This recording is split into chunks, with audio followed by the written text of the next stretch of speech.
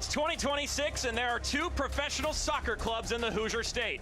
Today they meet for the first time. It's the Victory and Liberty Derby on ESPN+. Tonight's match is presented by the Hoosier Lottery, proud supporters of communities across Indiana through contributions to teacher, police, and firefighter pension funds. Hoosier Lottery, champions of play.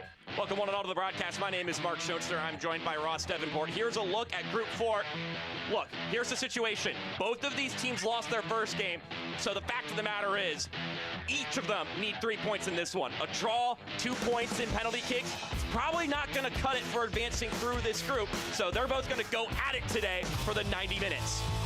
Switching over to what happened last time out for the home side, a 1-0 grindy win against Westchester, Ross. Yeah, this was the third game in 8 days for Fort Wayne. It showed a little at times against George Jokai's men, but Tate Healy in the 35th minute, that goal would hold up. Fort Wayne were outshot 19-9, but 11 of those attempts came on set pieces and 0 off the break. And he is our man to watch here, Tate Healy. He's been red hot. He has the rookie out of NC State. He's exploded onto the pro scene, 4 goals in his last 4 league games. What he lacks in height, he makes up for with supreme technical ability, and his finishing ability also superb. Meanwhile, on the other side of things, talk about a fireball, Bruno Rendon. The man from Cuba, he's found his form this season so far in the more advanced role in Sean McCauley's front three. 5 goals in all competitions. He has the pace to cause fullback nightmares in open play and the height to get on the end of set pieces. The hospitality is about to be exchanged for hostility as kickoff inches closer. It's Fort Wayne FC and Indy 11 for the first time ever after this break. Lineups and kickoff are on the horizon.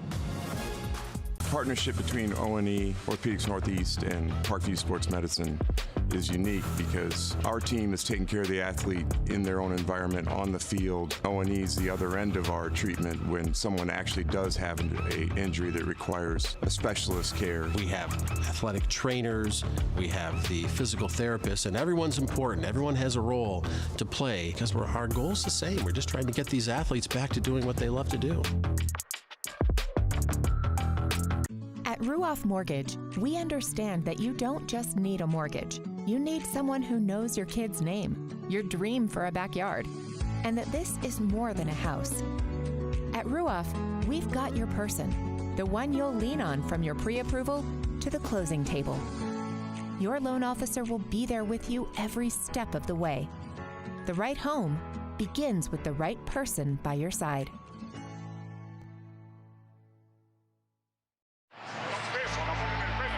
If you want to learn how to fan the football way, ask the fans with a Modelo. Only they know how to celebrate with strangers as if they were lifelong friends, to lose their voice for weeks after chanting for 90 minutes. They are always ready to teach you the ways of football, because to them, passion is meant to be shared. So go ahead, ask the fans with a Modelo. What does success look like to you? At Purdue University Fort Wayne, you have what it takes. In the herd, your voice will be heard, and you'll be able to lead, inspire, create, and succeed. When you earn your Purdue degree in our thriving city, you can have an impact, and that impact can change the world.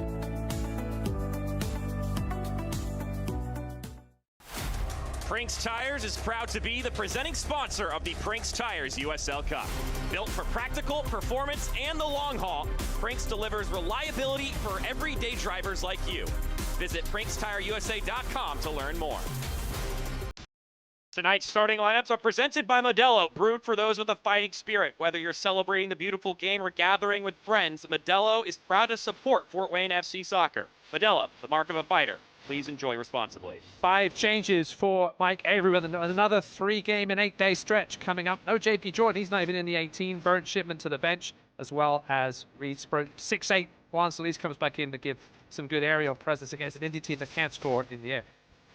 Ari Briscoe getting his second look this season. Meanwhile, this is what Indy 11 is trotting out. Just one change for Sean McCauley from his win over Jacksonville. That one comes up top.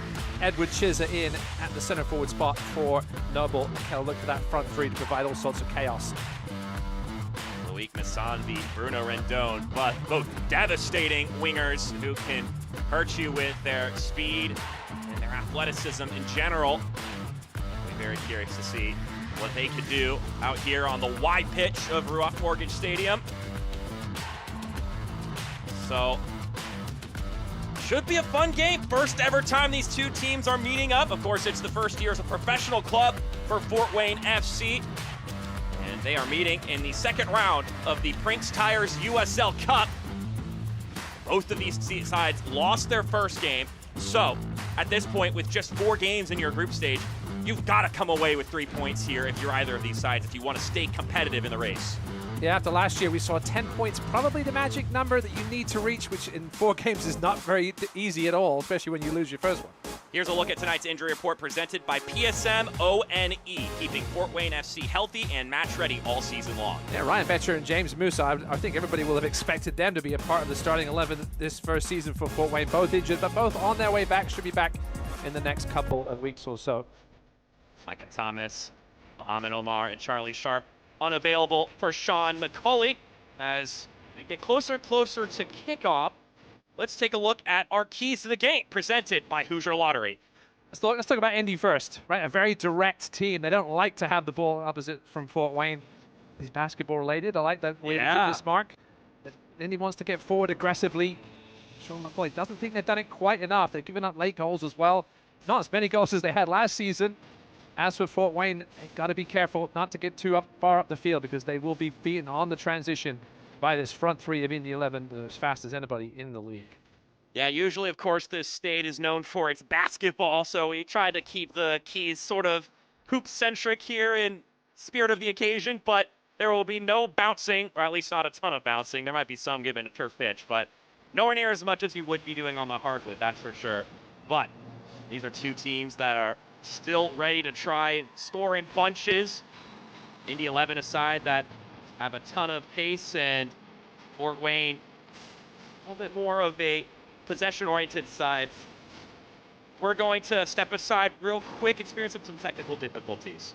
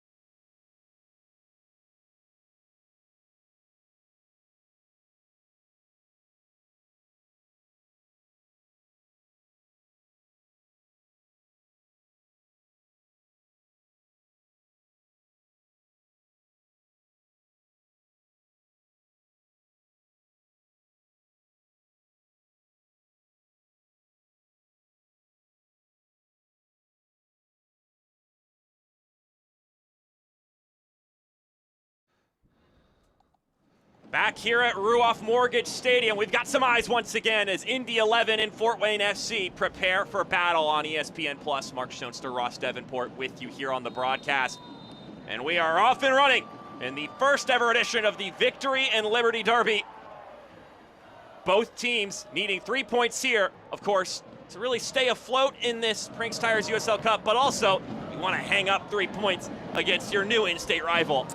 Yeah, Indy 11 coming in with 2 losses to the same League One team this season already. They don't want to be losing a third one. It would end their campaign, basically. You see Fort Wayne with a number of changes, looking forward to that busy week, including a game here to end the 5-game homestand against a very much struggling Corpus Christi side. And then they have the long road trip after that out west. Yeah, I think Mike Avery probably quite wisely looking ahead to those 2 games rather than this one. If you can somehow pull 3 points out of this one, it would be a beautiful bonus, but I think he knows he needs some fresh legs. We saw how tired they looked against Westchester last weekend after the end to that 3-game in 8-day period. Did come away with a win there though as well. So this is the 4th of 5 straight home matches for Fort Wayne. They picked up 7 of 9 points in those affairs, including back-to-back wins the last 2 times out. So they're feeling really good about the home field advantage, the fortress they're building here in Fort Wayne, just about 2 hours north of Indianapolis. Saw a number of Indy 11 fans earlier in the top right-hand corner of the stand opposite us. There's a look at our two head honchos, Mike Avery and Sean McCulley. McCulley a little bit closer to our vision than Mike Avery. Both of them excited to start a new rivalry. Mike Avery mentioned that you want it to be like that, but first off, as the League One side, we're gonna have to prove that it's worth being a rivalry. You gotta make it one. Yes, they always say, right, each team has to win a game before it is really a rivalry. We may see this matchup again in the USL Cup or even in the US Open Cup as we go along. To keep those things geographically close. This one is close as, not quite as close as any matchup in the country, certainly one of the closer ones. Fort Wayne didn't participate in the Open Cup this season, but for future editions, there's certainly an extra possibility. And then with promotion relegation coming in a couple of years, you never know. These two teams might end up in the same division at some point in time. But this will always forever be the historical first time. Chance for players on both these teams to etch their name into lore. As Tay Healy, who has done a ton of that recently, tried to feed it over to the right-hand side for Clarence Abudor. What a start to his professional career. Talking to Mike Avery about him, he said they were lucky that he was available. He thought perhaps he would end up with the USL Championship side, considering his talent level. Rendon rolling it into the middle, and Solis will move it out of play. This one rotates over to the left-hand side. Aiden Quinn, seasoned veteran in the USL, and also a wonderful chance creator. They're the all-time leaders in USL Championship history. Converting that left back last season and playing there again this season. Offside there, yeah. Came back from an offside position to field that ball. He wasn't offside when he received it. Doesn't matter, Mark, does it? It's when the ball is kicked where you want. She's getting the start tonight. A little bit of a different player than Noble Okello. More of a target man, true 9 up there. Sean McCulley had some good things to say about this Fort Wayne team. Gave him a lot of credit for the recent run of results, and mentioned that the value of 3 points, of course, in this game is huge. Any less won't do good for either team, so he's expecting both sides to really go after it here, and we forecast the same thing on our end as Abudor will roll it over to the left-hand side. Abby not quite in the vicinity for that one, so trotting over to throw it in will be Logan Neidlinger. As we mentioned in the injury report, without Ryan Betcher and James Musa, two perhaps anticipated starters for Mike Avery. So that tells you how well they're doing so far. Especially in these home games, looking for another 3 points here, but in a different competition.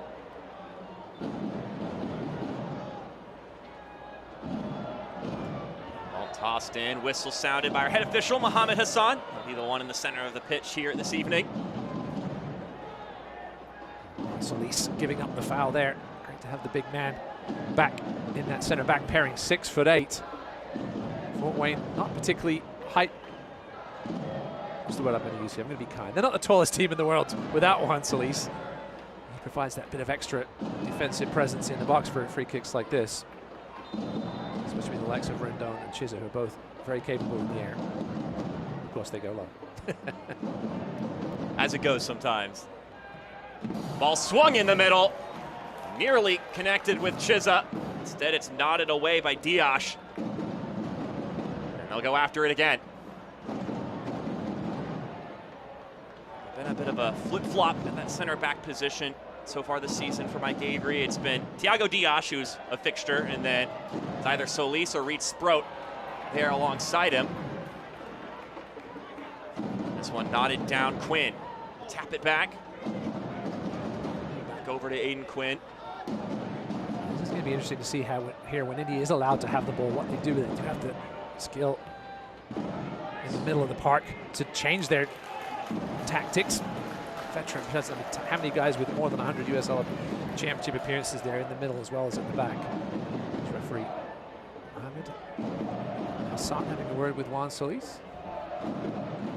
Yeah, on the flip side, this is a Fort Wayne team that is lacking much USL experience as a group, a ton of college graduates, and young players making their professional debuts. So you've got the high experience on one side with a lot of these guys for Indy 11, as you mentioned, and then lack thereof for Fort Wayne, which was also the story in their first Prinx Tires USL Cup game against Lou City. So not exactly a new scenario for them, but each of these times you got to be a lot of learning moments. Yeah, you and I have obviously seen a lot of new teams come in our USL League One days and seeing how differently each team owner and coach puts the team together, whether it's leaning heavily on USL Championship experience, sometimes League One experience, sometimes with the rookies as well. It's a good mix here, obviously coming from League Two, the number of players being retained. It's a little different for Fort Wayne. We've seen there were some other teams as well that had League Two sides. Tormentor obviously the biggest one. Garay will roll this one back to Juan Solis. And some pressure here from Indy 11. A side that is more than comfortable not having the ball, but going to try to make it troublesome while you have possession. Abu Dort runs into some free space. Tries to cut it in for Jaden Smith, who will be playing further back today than he usually does, filling in at that right back spot. Blake out wide to Masanvi. This is where he can do some damage. Loic Masanvi to Quinn.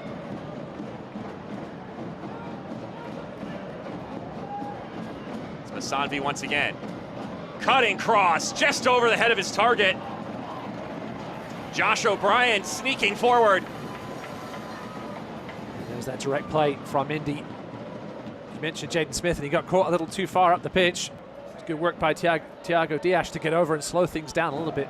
Teasing ball in. Headed away for a corner. This is where Indy can be very, very dangerous. Aiden Quinn will walk his way over to the right corner flag. Had the assist in their first USL Cup match this season. And also has one assist in league play. You and I were talking about the favorable cup schedule that Indy had. They managed to avoid probably the two most dangerous teams in the division in Detroit and Louisville. Solis, the one who gets a piece of it. There's that size coming into good use there. Play, I think. So 2 straight wins for Fort Wayne. One that was dazzling against Portland Hearts of Pine 3-0, and then more of a scrappy win, 1-0 against Westchester. Mike Avery said that they saw 2 different versions of his side the last 2 games, both of which are necessary to win games in the USL. Yeah, listen, 3 games in 8 days. I don't care if they're all at home. It's never easy. Still complimentary of some of the build-up in that game against Westchester, and gave kudos to how big and physical they were, gave them some problems. And yeah, I mean, you pick up 3 points, you're not going to do too much complaining. I mean, surely you're going to tweak at it during training, but performance-wise, wins are hard to come by. Speaking of the other teams in the group, Madison and Detroit City in the final 10 minutes of that game right now, 0-0. That'd be a perfect result for these 2 teams. Obviously, we'll go to penalties. One team will get the extra points, but when you've lost your first game, you want to see draws elsewhere. Corner coming here for Indy 11. Scoreless draws are definitely ideal for any other team in your group, 100%. or even any team in any group, because there is that one wild card team, though. I really wouldn't bank on trying to be that side, because the odds of you making it through that avenue should be very slim. Because even if you win these last 3 games, 9 points. So we had the one group last year that had all the teams tied at 9. And 9 points is unlikely to get you in. It's just one of the unfortunate ways this tournament is set up. You lose the first game, you're in trouble. Ball lofted in, headed back across, and claimed by Ari Briscoe. The 24-year-old goalkeeper getting his 2nd start this season, his first in the USL Cup. One of the longtime players on this team. You mentioned the fact that they are coming from several years in USL League Two. He is one of those guys that stuck around for the jump up. It's important for him. Just the one start under his belt to get those early claims, especially in a big derby match like this.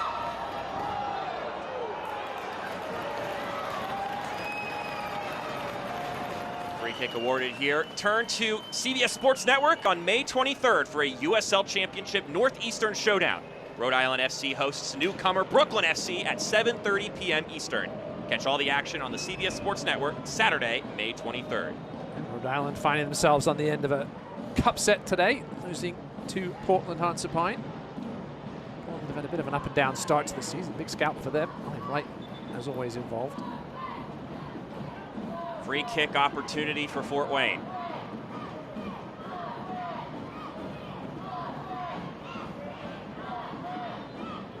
Jaden Smith dropping back to cover for who I assume was Juan Solis in the box. He'd be the main target here, I would imagine.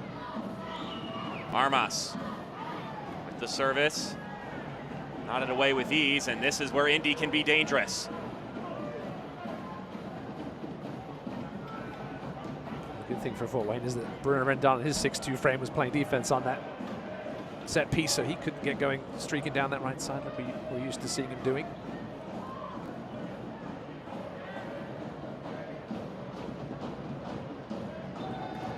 Flag pops up, and Rendon is oh, he's offside. I think he thought it was. I think he thought the ball had gone into touch. He was offside.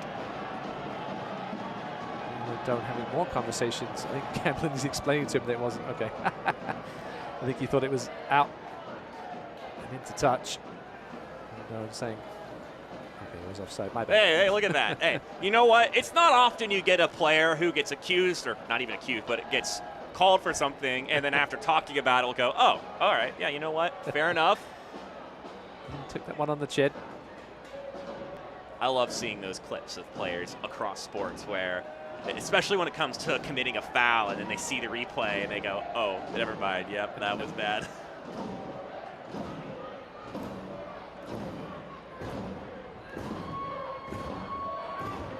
Briscoe launches it down the pitch. Forward by Anthony Herbert. It's been a bit of a disjointed start here for both sides in the first 13 minutes. The 11 looking to get acclimated to some new grounds here. Talked a little bit with Sean McCauley about the growth of the sport just in this country in general. I mean, look, they're playing another professional club in the state with a soccer-specific stadium, and he was really pleased about it. He mentioned it's not even just stadiums and grounds, but also staffing and every other element that comes with growing the game. The whole ecosystem has been constantly looking to improve. This one's sent over to Jaden Smith. Smith poked away by Quinn. It'll be a corner kick. Jaden Smith trying to turn on the burn. Oh, they gave the goal kick. Must have taken a glance off of Smith. Jaden Smith trying to turn on the burners to beat the veteran Aidan Quinn, but Aidan Quinn's seen that too often. Gave him plenty of space and wasn't going to get beaten. Ended up winning the goal kick.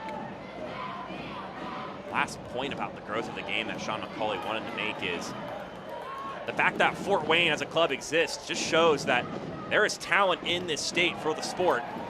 And now there's more opportunities for those players to get to the professional level. As we now get our first booking of the evening.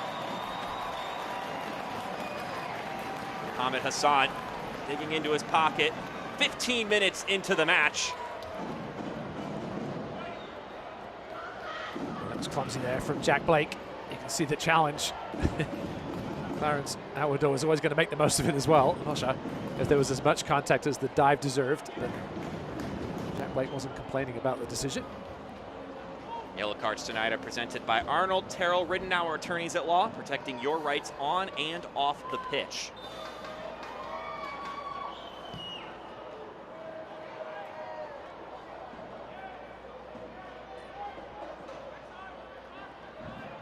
Healy couldn't quite get around that one. So a set piece that'll go to the wayside.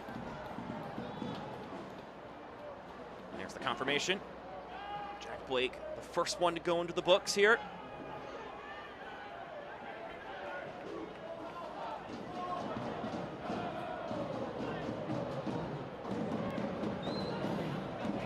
Briscoe likes to play a bit of sweeper keeper. They're getting involved in the build-up. Don't see that too often these days after the initial pass from the keeper. Well, you got to appreciate the bravery, too, for the backup goalkeeper to come in and be confident enough to play that way. Yeah, we saw him earlier under some pressure. He didn't look like he was breaking a sweat. Some good technical skills with those feet. See how he is with the hands at some point tonight, I'm sure.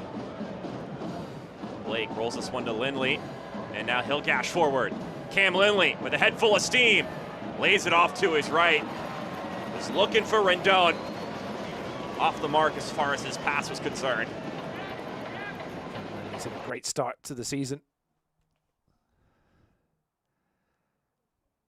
So this will make its way back to Eric Dick, whom starting between the sticks once again for Indy 11. Going back to Cam Lindley, Sean McCauley said he's playing with such a confidence, has great passing range. We almost saw it there. I'd love to see your more defensive leading midfielder making those marauding runs and just asking questions about the back line.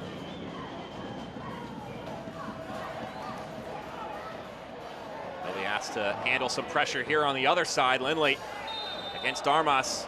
He'll be called for the foul.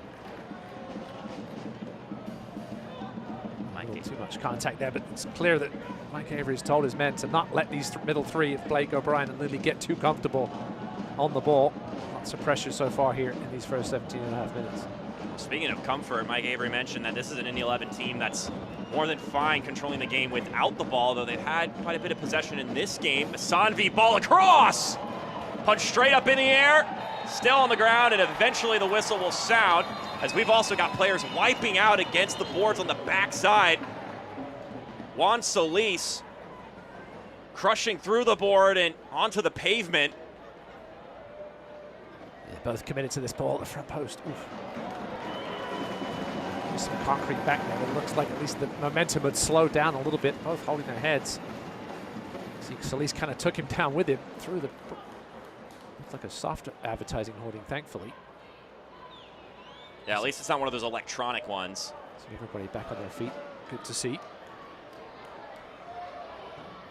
What's not good to see is Detroit City have taken a late lead at Madison. 1-0 there, Yamazaki with the go-ahead goal in the 88th minute after Madison were down to 10 men. Worth noting, Detroit City did not play the Correct. first round, given the fact that there are 7 teams in this group, so there's always going to be an odd man out. Lexington with the bye today. So we'll get restarted here with everybody, thankfully, back to action.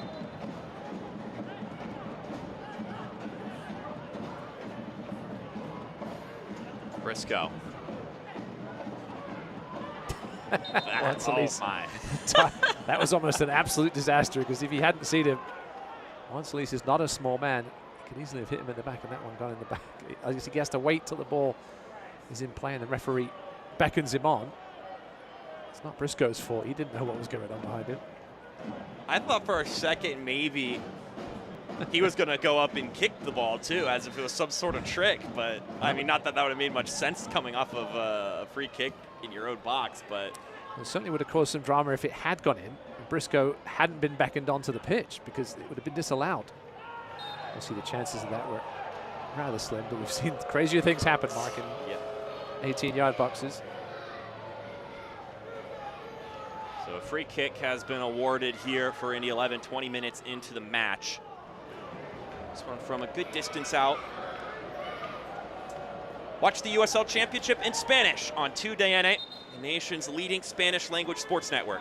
Go to uslchampionship.com for the complete USL TV listings. I'm still waiting for you to make your Spanish debut, Mark. I've been practicing. Duolingo's been sharpening me for this. Wide open over on the right-hand side, knotted back into the middle. Ball bobbled around! It's ripped wide.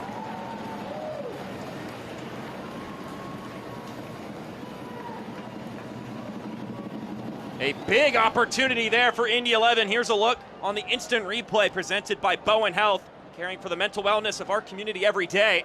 Yeah, that's the first real warning on these set pieces. I think it was Chisholm perhaps at the back post left, completely unmarked.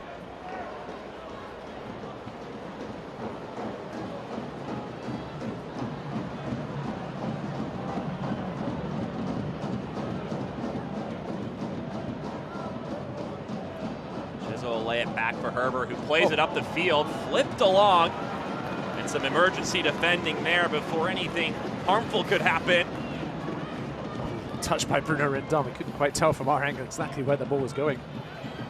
Just fell to his teammate inside the box. This will roll over to Herbert. Chased by Healy, who hasn't seen a lot of the ball yet in this game. As Rendon may have some room to work with, but closing it off quickly is Juan Solis.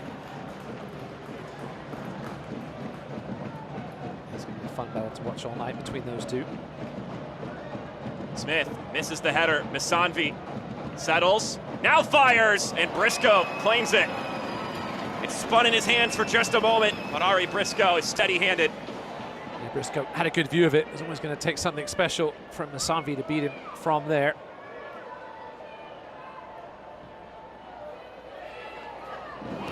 Well, so far in this match,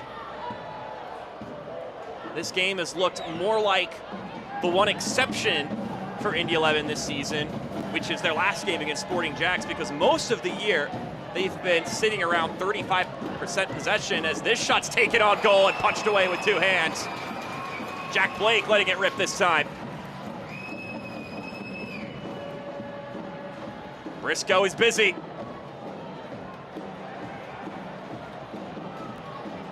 Healy will clear it up the pitch, and Lilian Recall will chase it down. Recall, first chance we've had to say his name. He'll play it into the middle. Awudor got a piece of it.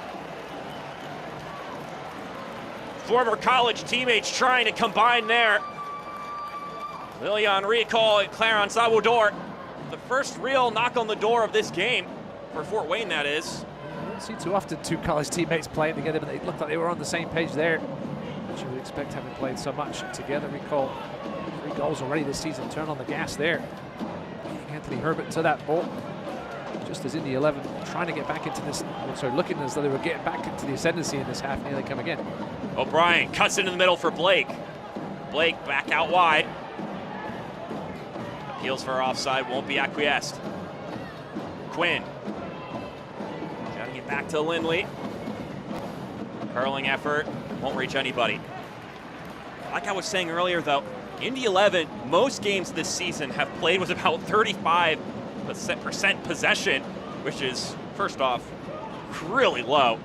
And then this last game they get Sporting Jacks, they had around 60%, being given the ball for a ton of the game. And Sean McCauley mentioned that, I mean, you gotta play the game that's given to you. And look, you can have a bunch of possession and it be meaningless if it's in your own half or if you're not doing anything with it. And so I think most USL Championship sides would expect to have the edge in that category. I mentioned you've lost twice to Union Omaha this season, but Union Omaha perhaps the best team in USL League One, not just this season, over the last few seasons, if not the entire history of USL League One.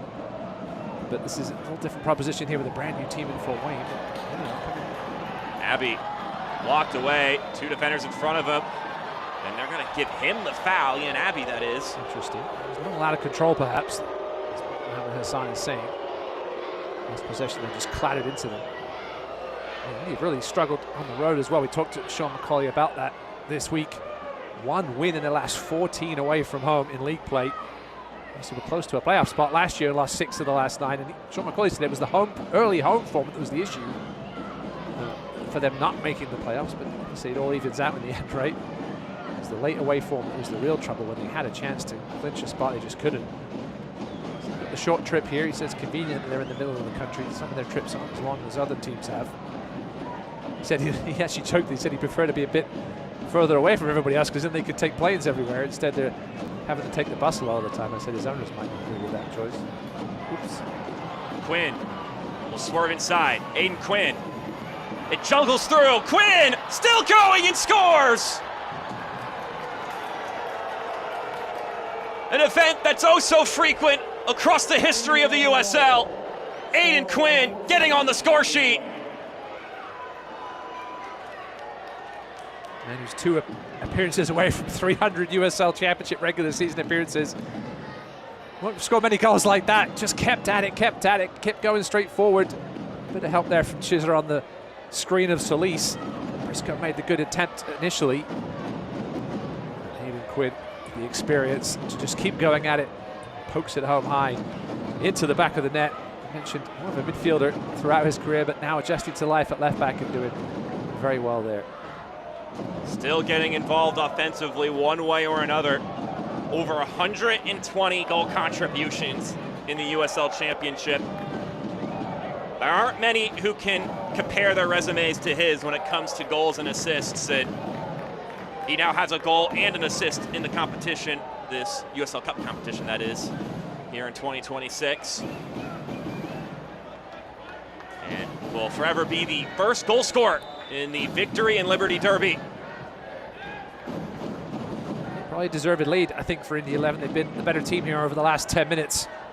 Controlling possession, looking dangerous. And perhaps you wouldn't think Aidan Quinn would be the most dangerous player to come charging into the box, but he just kept at it and was rewarded for his efforts.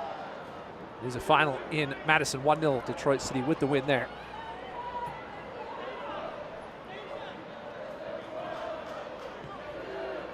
So 1-0 your scoreline after nearly 30 minutes. Aidan Quinn puts Indy 11, the visitors, the USL Championship side, in front. And they've also been the side who have enjoyed most of the ball in this game, keeping Fort Wayne on their heels, backs against the wall. The game in this group this weekend will be tomorrow, Union Omaha and Lou City. Winner of that will certainly be in prime position. Yeah, that's going to be a very interesting matchup. First ever meeting between those two sides. A lot of eyes on that game around the league. Lou City have obviously been slipping a little bit of late. Don't look quite their superhuman selves. Meanwhile, in Omaha, to another great start in USL League One and in the cup play. So Aidan Quinn in his 4th year with Indy 11, though, has had some of his time taken away by injuries in this 4-year span. He's back and cooking here. 26 and 34-year-old from San Diego. Putting his team in the lead and looking to get a Derby victory here on the road.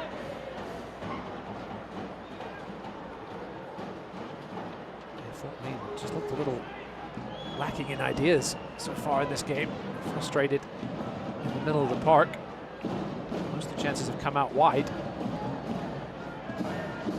Well, that's the interesting thing. Talking to both coaches, there was definitely at least a little bit of an expectation that perhaps the possession battle would be controlled by Fort Wayne and that Indy 11 would be doing their verticality thing as Ian Abbey once again walled off. Here's Healy.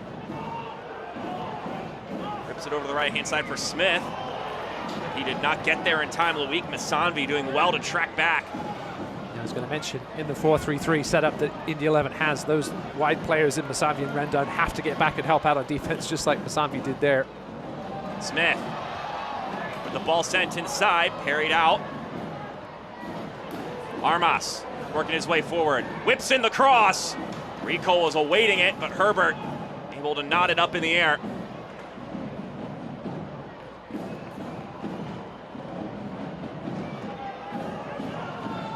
Both coaches thought maybe that this would be more of the majority of the action. Fort Wayne having more of the ball, but up to this point, it has been the visitors with control. Healy goes to the ground. Paco Craig, a veteran move there, just the slightest of touches into the back of Tague Healy. Not enough for referee Hassan to call the free kick, but enough to knock Healy off his balance. And that's what he was complaining about there. But Paco Craig, the wily veteran, getting away with it this time. Diash threading it forward, just beyond the reach of Healy. Here's Aidan Quinn. The pitch it goes. And glanced into the middle for Garay.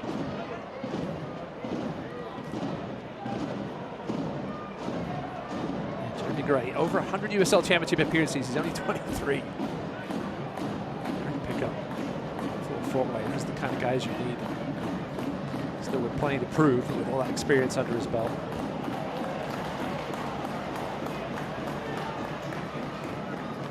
lot of guys fit that mold for this Fort Wayne team, looking to prove themselves at this level.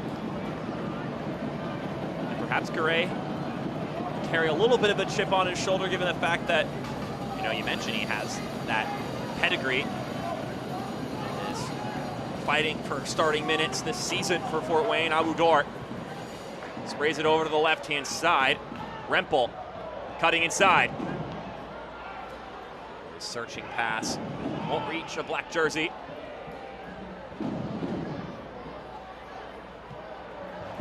This will be rotated to the right-hand side for Smith. Like the way this Fort Wayne team was put together. It's a good mix, a good balance of youngsters and guys with pro experience. Armas winds up the shot. It's a stinger, and it's cleaned up. Fort Wayne equalize. And it's only the most common occurrence on the Fort Wayne side of things. Tank Healy, for the 4th game in a row at the Roo, has bagged a goal.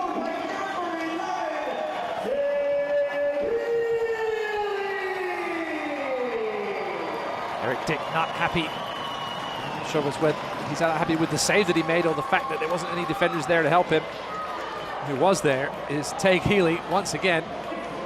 Keep an eye on him here, coming into the box. This is what he loves to do, make those late runs. Jack Blake lost track of him. Head in hands as Tank Healy puts that one away and ties things up here in the derby. In all 4 games that have taken place in this building, it has been a constant that Tank Healy has gotten onto the score sheet. Fort Wayne FC goals are brought to you by All American Stores, celebrating every score with hometown pride right here in Fort Wayne. Healy with his first goal in USL Cup play. He has scored in 4 straight league matches. Scored in a very different fashion too. That was obviously more of a tap-in, but he had to be anticipating where that ball was going to be off the hand of Eric Dick. He got some help. The fact that Jack Blake wasn't tracking his run. Just to make those runs into the box from that central attacking midfield position, Tank Healy. More often than not, he finds himself putting them in the back of the net when he gets the opportunity to do so. Not too long after Indy 11 are able to take the lead in this game. It's a quick response from the home side.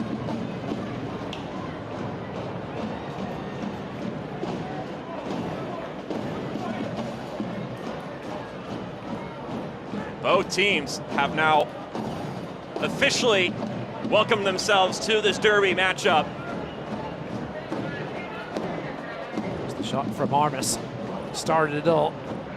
That run from his defensive midfield position. These teams do play with a double pivot that allows the one player perhaps to go on a run like that. Still leaves you with help at the back. Armas showing what he's capable of. Dick did a good job of keeping out. It was well struck. Healy there to pounce. Rendon gliding through the middle of the pitch. Blake out wide to Misanvi. Now Quinn. Quinn, not a bad looking ball. An incisive pass, but Briscoe gets there before any danger. Quinn didn't quite catch that one fully flush. Right into the grateful gut of Ari Briscoe. He's in the right position, as he has been a lot of times tonight. He's not the biggest keeper in the world. He's going to be relied upon for his shot-stopping ability tonight. A huge part of being a good shot-stopper is just having a good starting position. He's perfectly poised there to stop that shot from Quinn. Smith. Gets it by Misanvi. Abudor now. Middle for Abbey. Recall. Back out wide to Smith.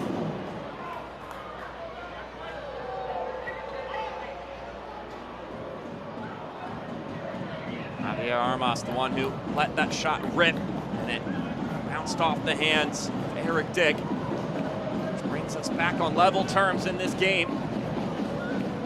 Not sure if I think Eric Dick was a little more upset at his defenders because it was a good save. It's been a great addition to this Indy 11 defense that struggled so much last season. Obviously, it helps having Pucker Craig. How about this ball to Recall? Gets by the keeper. And on this occasion, the back line for Indy 11 will scoop it up. Split second decision by Eric Dick to come out for that one, and it was the right decision. Quality save there from the veteran. And a free kick awarded. Tank Healy goes down. momentum now coming down this way. Select is proud to be the official match ball supplier of the USL Championship and USL League One. From the grassroots to the pros, Select is there every step of the way. Visit us.select-sport.com for the latest Select products, specials, and more. Select, the player's choice. Robinson Rempel standing over this one, debating whether to give it the out swinger or the in swinger. Solis lurking at the edge of the box. A harsh foul. The 11 play didn't quite catch the number, had position. See what Fort Wayne can do here with a set piece. Now number 19. Rempel with the service. Herbert nods it away.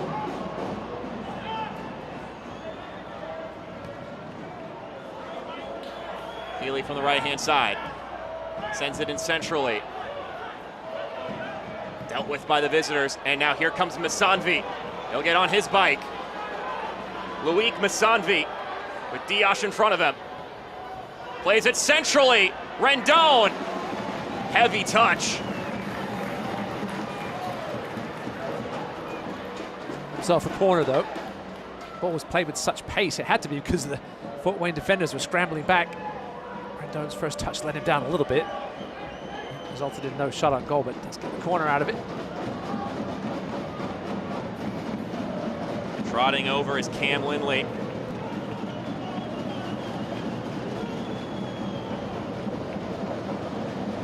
(1-1) your score here at the Roo. Aiden Quinn got things going with the goal. And then a response just moments later. Tay Healy cleaning up the spillage. Ball whipped in. Healy, oh, he got swiped. And it will be second booking of the evening. Professional foul. Take Healy was off to the races. I'm not sure how much help he had. Close on the old jersey grab. Neck. It's a lot worse than it was, I think, thankfully. Mohamed Hassan will go into his pockets once again.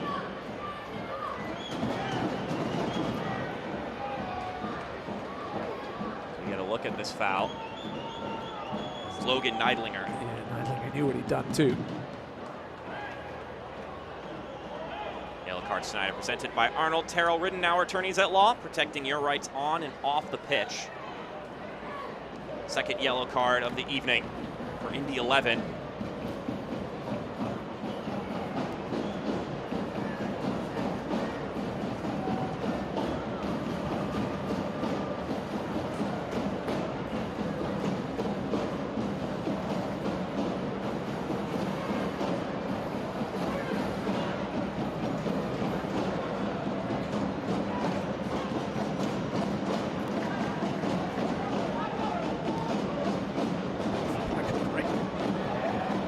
Good combinations happening here. Blake cutting it across the middle. Armas is there. Clearance doesn't get very far though. Masanvi rolled away. Masanvi again. Handed away by Solis, who really has to lunge down for that one. And another whistle sounds. It'll be a free kick.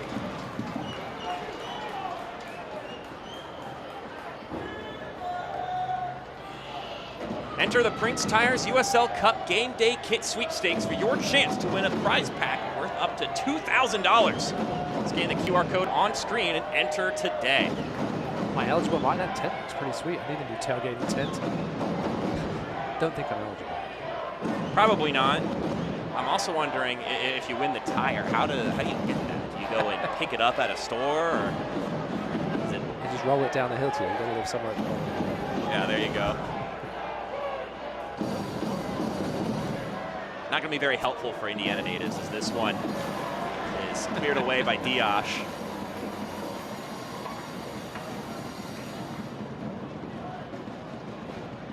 This game has been, we've seen the pitch tilted like it's on a hill a bunch of times in this game. Early it was Indy, then the equalizer from Fort Wayne. They had the edge for a while, and now Indy starting to come back into it.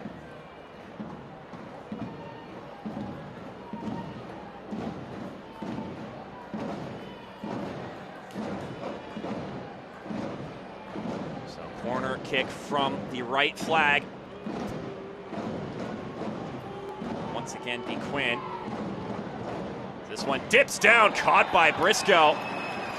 Collides with Herbert, and it looks like some acknowledgement of the collision there from the center back with the goalkeeper. Quality claim by Briscoe. He's very confident in the air. And defeat. Fourth year with this Fort Wayne team. 2023 USL 2 Golden Glove winner. So this is a guy who expects to perform when he plays.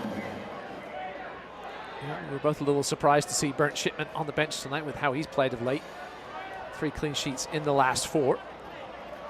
He will get a break with these busy games coming up in the midweek. You mentioned that one against Corpus Christi. Bruno Rendon going against his old manager. Excuse me, not Bruno Rendon. He plays for the other team. Bruno Rendon's old manager will be taking charge there for Corpus Christi. Is that kind of the guy who unlocked the attacking potential of Bruno Rendon? On and off when he wasn't playing everywhere else on the pitch because he was needed. Such an electric player at the USL League One level, and he has started to find his footing here as a player at the USL Championship level, Bruno Rendon.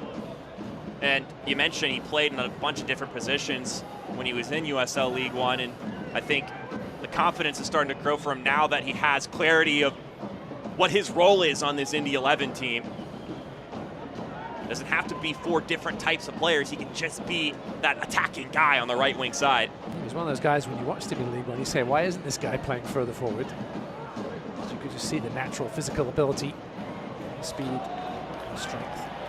Speaking of speed, here's Jaden Smith. That was not quite what he was hoping for there. Cole is not happy with the lack of a pullback there because Cole was wide open at the penalty spot. Jaden Smith just didn't see him, went for glory instead. You don't normally see a centre forward reacting like that. Good card as well. Yeah. Foul from Abbey, and he will go into the books. Ian Abbey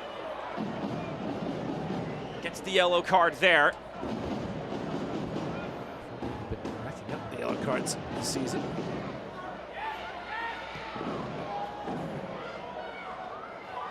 All the way back to Eric Dick in goal.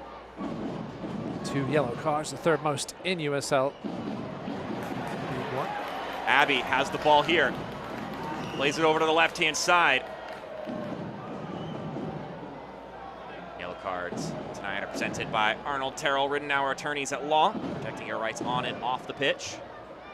First one of the evening for Fort Wayne.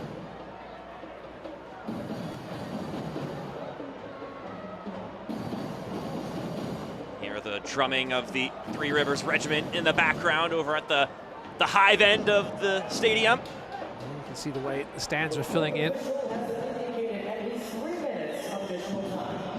Seeing more and more seats get installed every time we get a chance to look at this venue. Smith from the right channel. Rolls it inside, Abu Dort. With a turn, Clarence Abu Dort has the ball poked away from him. Well, that'll be a sweeping challenge. It could also be a yellow card, and it will be for Jeremy Garay. So moments after the first booking for Fort Wayne, it'll be a second one here.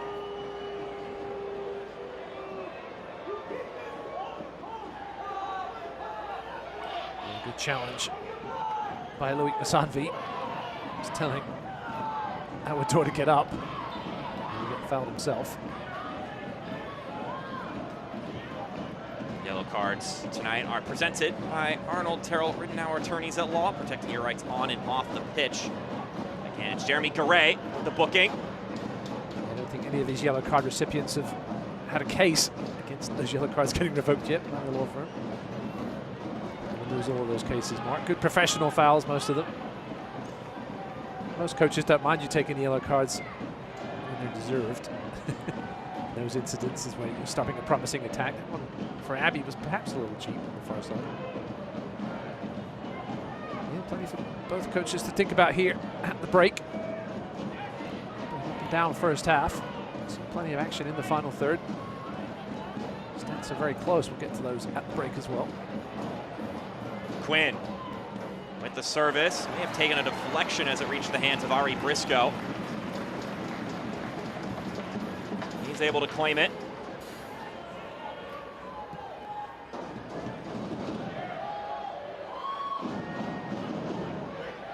Asanvi taps it up ahead. Returned back to him by Josh O'Brien. Now the ball will be cleared away. 1 more minute to go here in this first half of action. And Healy earns the free kick.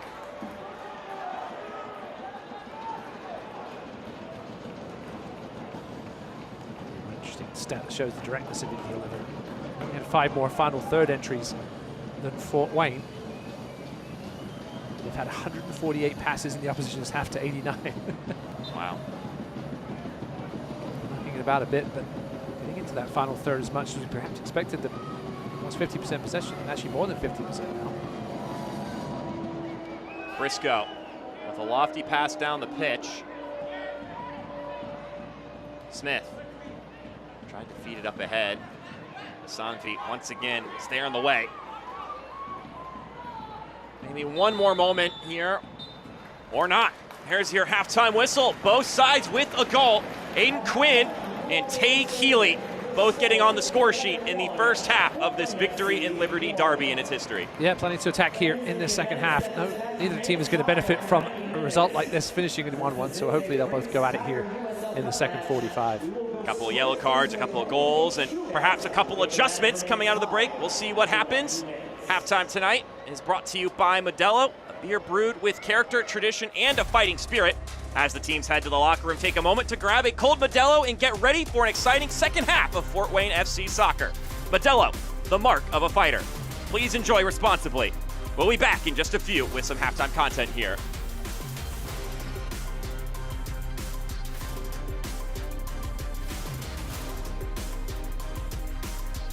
With new Millionaire for Life from the Hoosier Lottery, you have the chance to win $1 million every year for life, which means there's more room for play than ever before.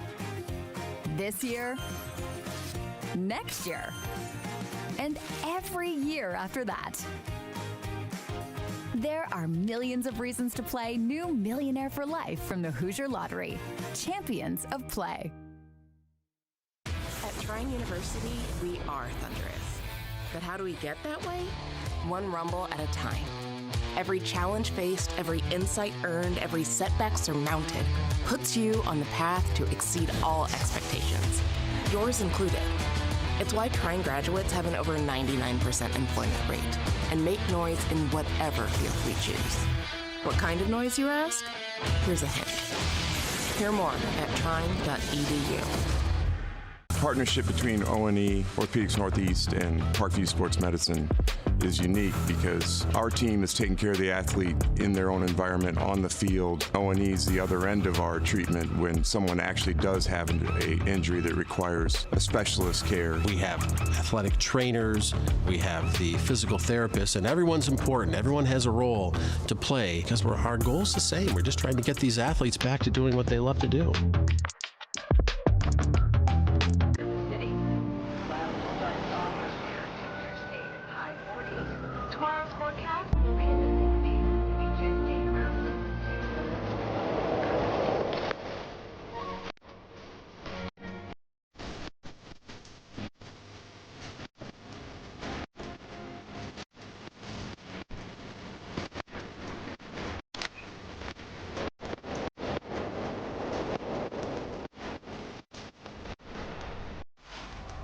Welcome back to halftime, presented by Modelo. Mark Schoenster, Ross Davenport with you here in round 2 of the Prinx Tires USL Cup.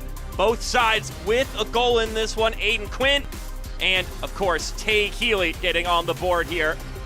Well, in case you're tuning in, you're wondering, what's the Prinx Tires USL Cup? What's that all about? This isn't league play. This is a separate competition. We've got an explainer here ready for you to catch you up on all the rules.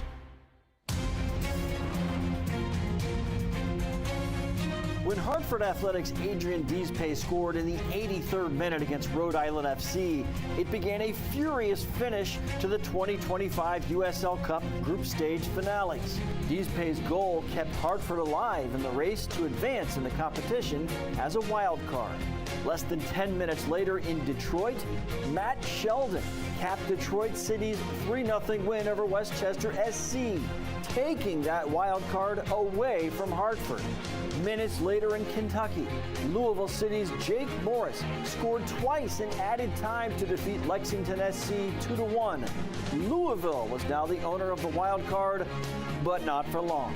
Back in Pawtucket, Hartford outlasted Rhode Island in a penalty kick shootout. Hartford Athletic reclaimed the wild card spot that two other clubs held for mere minutes. So how did we get here? Well, after 4 group stage matches, Hartford Athletic and Louisville City were tied with 9 points. The first tiebreaker, total goals. Hartford scored 9, Louisville had 8. And that wild card spot launched Hartford's run to the USL Cup title. This year's Cup promises even more drama.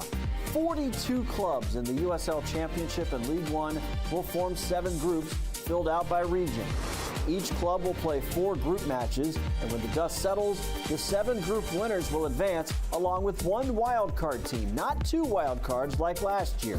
The remaining 8 clubs will be drawn into 4 quarterfinal matches with 1 stipulation. The wildcard cannot be drawn against its group winner.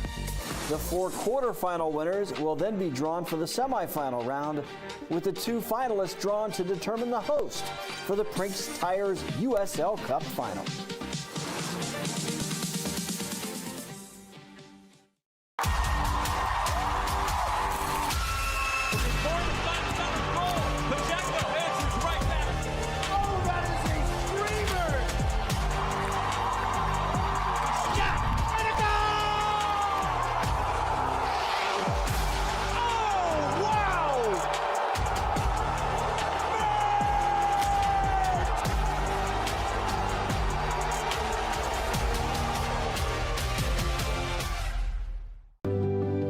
Doesn't care who you are or why you hurt, but pain can be mastered if you know the way. Fight back with Tiger Balm's legendary herbal power. Trusted for over 100 years, our proven blend of camphor, menthol, and essential oils tames pain with the strength and speed of the tiger, so that you can rise above pain and get back to living. This is the way of the tiger.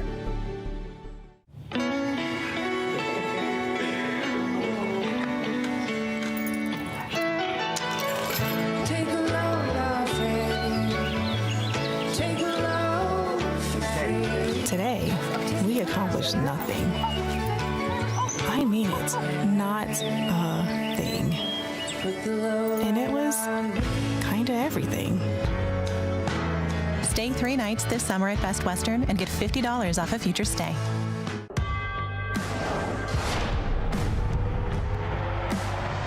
Prinx tires in the USL help soccer journeys everywhere to drive harder. From city playgrounds to suburban sidelines, from early mornings to late nights, from fun with friends to winner takes all, from the biggest fan to the biggest heart. And at every turn, Prinx tires will be there for the long haul. At Ruoff Mortgage, we understand that you don't just need a mortgage. You need someone who knows your kid's name, your dream for a backyard, and that this is more than a house. At Ruoff, we've got your person, the one you'll lean on from your pre-approval to the closing table. Your loan officer will be there with you every step of the way. The right home begins with the right person by your side. Back here for halftime presented by Modelo. It's not just Fort Wayne fans. We've got a traveling contingent from about 2 hours south from the city of Indianapolis. Where you go, we will follow. Well, they're following that mantra here so far in this one. Mark Schoenster, Ross Davenport with you. 1-1 your scoreline. Both sides with a goal in this affair. As we take a look at what's going on for the rest of the day and tomorrow in the Prinx Tires USL Cup, because there aren't any other group stage 4 matches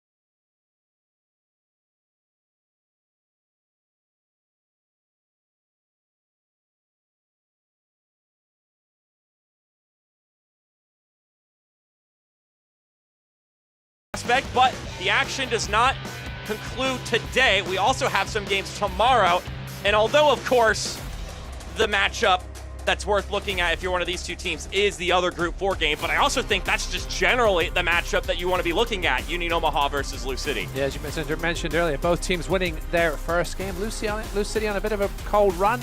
Omaha obviously on a hot run, having knocked off Indy 11 twice already this season. See what they can do there in that big tilt. With that in mind, we're going to step aside. When we come back, we will have the highlights, the stats, and then the second half of action in this derby battle between Fort Wayne and Indy 11. What does success look like to you? At Purdue University Fort Wayne, you have what it takes. In the herd, your voice will be heard, and you'll be able to lead, inspire, create, and succeed. When you earn your Purdue degree in our thriving city, you can have an impact, and that impact can change the world. At Ruoff Mortgage, we understand that you don't just need a mortgage. You need someone who knows your kid's name, your dream for a backyard, and that this is more than a house. At Ruoff, we've got your person, the one you'll lean on from your pre-approval to the closing table. Your loan officer will be there with you every step of the way. The right home begins with the right person by your side.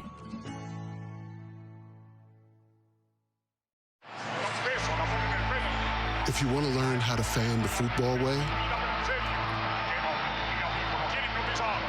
ask the fans with a Modelo.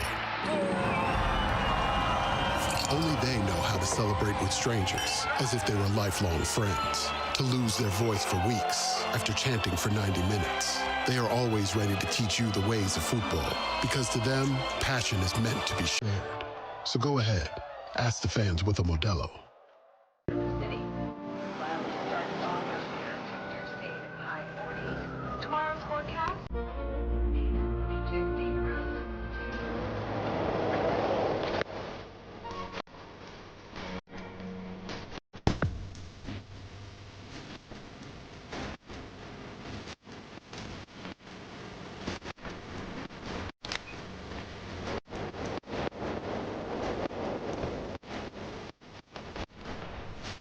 Prinx Tires is proud to be the presenting sponsor of the Prinx Tires USL Cup. Built for practical performance and the long haul, Prinx delivers reliability for everyday drivers like you. Visit PrinxTireUSA.com to learn more.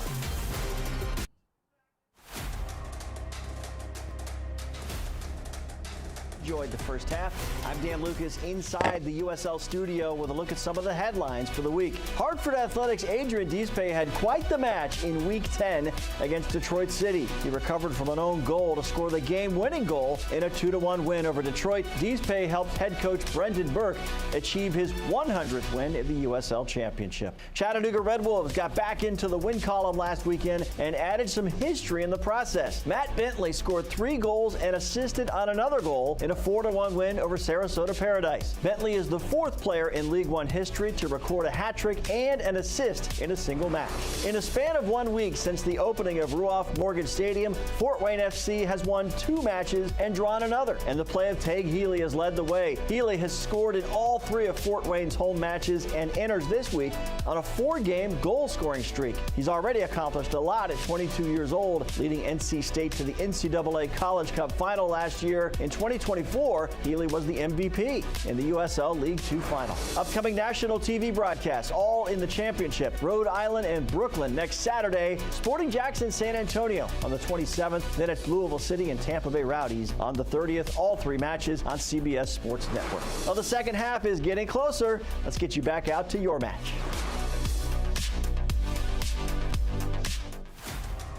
Thanks, Dan. We're back here at the Roo, where it is 1-1 at halftime, presented by Modelo. We're in the closing stages of halftime here. Mark Schoenster, Ross Davenport with you on the broadcast in this first ever rivalry bout between these two Hoosier State sides. Let's get you up on everything that took place in those first 45 minutes. For the opening 20 or so minutes of this game, it was pretty controlled by Indy 11. Yeah, it took us 20 minutes to get the first shot on target, but then Indy 11 really started to turn the screw. After that point, this was the first chance just wide here And a couple minutes later, the onslaught would continue. This time, Ari Briscoe able to punch it away, getting just his second ever professional start. Yeah, a number of good first half saves from the man filling in for Burton Shipman tonight. But this was the opener. Aidan Quinn into the box, got a bit of a lucky bounce off the leg of Thiago Dias. He didn't care though, finished high past the outstretched arms of Michael Redbull. But then, just moments later, Fort Wayne would flip the script and would find a response. It was actually Healy that started this move. A lovely little dummy by recall that led to the shot from Armas. And Healy's there to clean up the mess.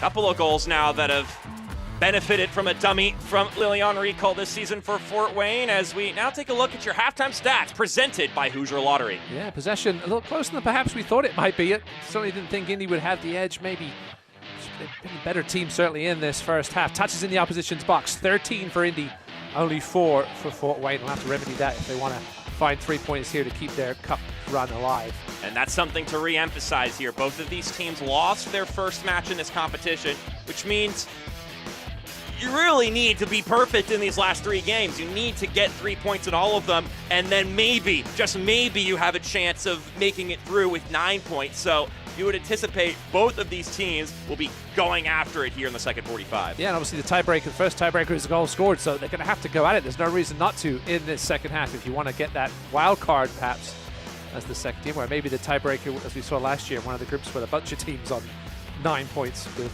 3 wins out of 4.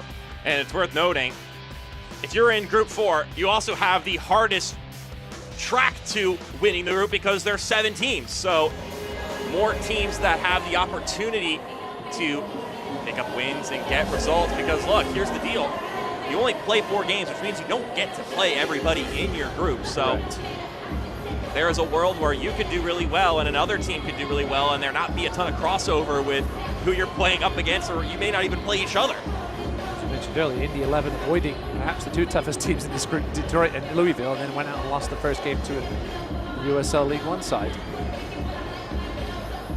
I'm sure, of course, Union Omaha would very quickly argue that they're a team that's capable enough of knocking out a championship side. I mean, they do have the resume for that, but that, of course, those are different teams. In this game in particular, of course, there's the context of the cup, but also talk about being motivated to go after a game.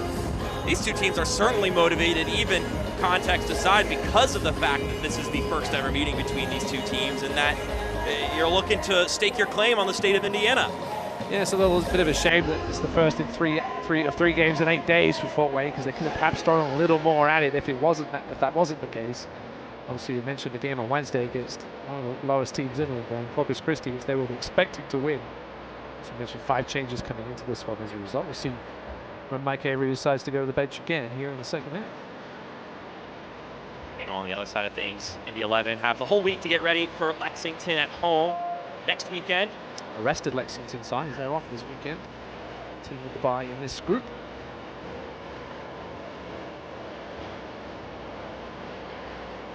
That stadium's still getting some use today, though, because Lexington's women's team is competing in a pretty massive game over in the Gainbridge Super League.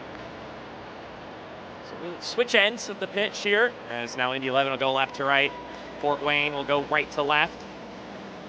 Our head official, Ahmed Hassan. Last moment chat before we get things going here. And we are back running again at Ruoff Mortgage Stadium. 1-1 your scoreline. Can one of these 2 teams keep their cup chances afloat with all 3 points? One thing coaches will have to consider too is the yellow card situation. Don't need any players getting sent off, because I'm pretty sure they carry over to league play, I think, if I'm correct in that. Both competitions are USL run. The 4 players that are currently in the books are Jeremy Garay, Ian Abbey, Logan Neidlinger, and Jack Blake. So those are the 4 people to keep tabs on as far as if they ever initiate any sort of contact throughout this game, or maybe they get a little bit too gabby with the ref. Running down this right-hand side is Lindley. Playing up ahead for Rendon! Trying to make an early statement in the second half. The shot stretches wide. Yeah, lovely weighted ball through to the streaking Rendon. Briscoe was out to close down the angle. Just couldn't find that far corner. So that man's relief. Here's a look on tonight's instant replay presented by Bowen Health, caring for the mental wellness of our community every day. Javier almost got away with a little bit of an arm grab there. Really throw Rendon off his stride though. Big man from Cuba kept going. You're watching the Victory and Liberty Derby here on ESPN Plus. In case you're tuning in and not aware of the backdrop of that name, it's named after two statues that are located in each respective city. Lady Liberty statue here in Fort Wayne. Meanwhile, top of the Statue of Victory in Indianapolis for Indy 11.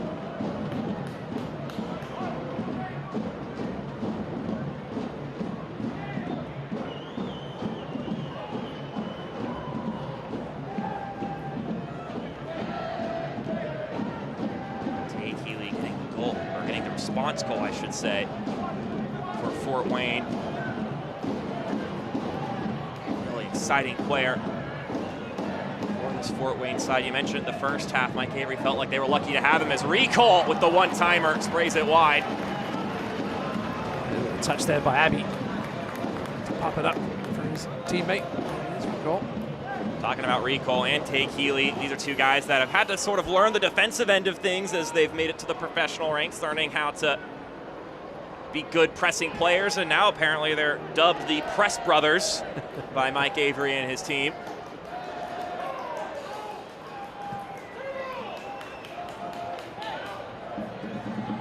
Primary defensive role for those front players. Formation for this Fort Wayne side. Wreak some havoc, cause some problems, perhaps win yourself an opportunity in a good spot. Take Healy has already scored off of some pressure this season. Abudor with some pace behind it, lets it fly. Well, hasn't had to take much of a break up top because of injury to Bencher.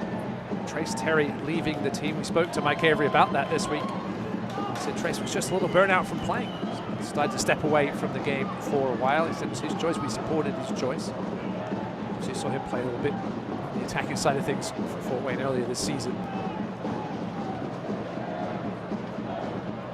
We'll look to see if they can unlock something here offensively. Indy 11 aside, more than comfortable defending, and they'll bode and wait for their time. Rempel throws it in. Doesn't get very far. It'll be a handball. I will say Fort Wayne's done a good job of limiting the transition chances, so you can see Indy wanting to go quickly here and catch him napping, but Fort Wayne's done a good job of limiting the transition opportunities. There were a couple in that first half. Nothing super dangerous.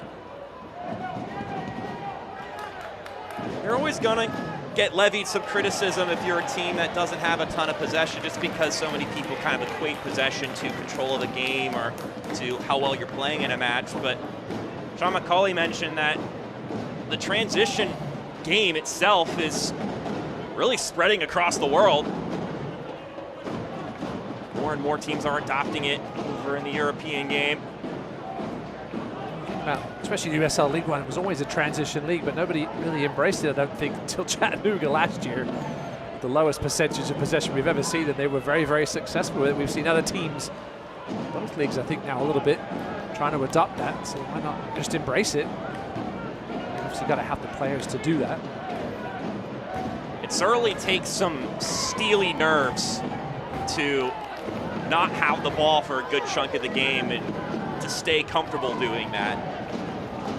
Because, I mean, you can preach all you want and go, oh yeah, we're fine without the ball. We don't really need to beat the ball a ton of the game. But if you're giving chase the entire game, you're bunkered down defending, you gotta be strong mentally to be able to handle that.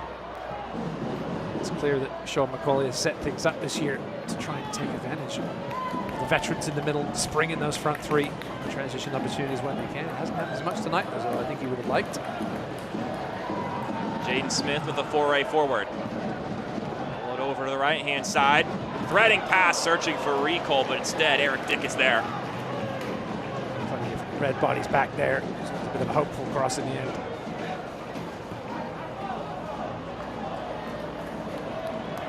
Goes out of play for a Fort Wayne throw. Soccer season is here, and SeatGeek is the official ticketing partner of the USL. Get all your USL tickets and more from the #1 ticketing site. SeatGeek, your ticket to great seats. So many other interesting results around the Cup. Tampa Bay with a 4-1 lead late at Miami. We saw Tampa beat Indy 1-0 recently. So off to a great start there in Tampa. Casiata for Mohamed. Rendon, swinging cross, and Jaden Smith gets a nod on it, which means a corner kick for Indy 11. Their first here in the second half. No corners so far in this game for the home side. Meanwhile, a handful for Indy. Yes, the 5th one on the evening. Always coming forward. Herbert. Rendon's in there as well. Paco Craig. Interesting set. Back in the 6-yard box, nobody really running onto it. It does mean we have 3 Indy 11 players wide open on the edge of the box, though. We have to be careful here. Secondary ball. Played in. Once again, Solis on the edge of that service. Ari Briscoe flying up to claim it. He'll quickly distribute to Healy. Healy launches it to the right-hand side for recall.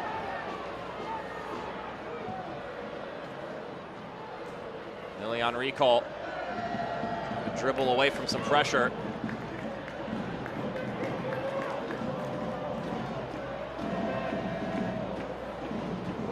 Solis up to Armas.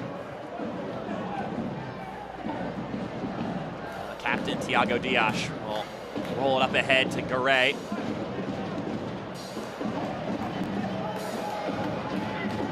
Getting some numbers forward. Rempel with the service.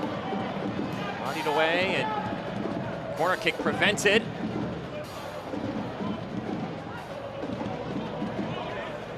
These fullbacks are key for Fort Wayne. Get them more involved. Chizza with some room to operate. Chizza with the runner. Up to Misanvi. He's pushed down. Not enough contact there, according to our head official. Yeah, I don't think there's any chance of Misanvi getting to that ball. That's why the referee didn't really even take a look at it. It was a slight nudge. First touch was far too heavy. The right arm came out from Jaden Smith, but you can see no real complaint from Misanvi. His first touch was the real issue there.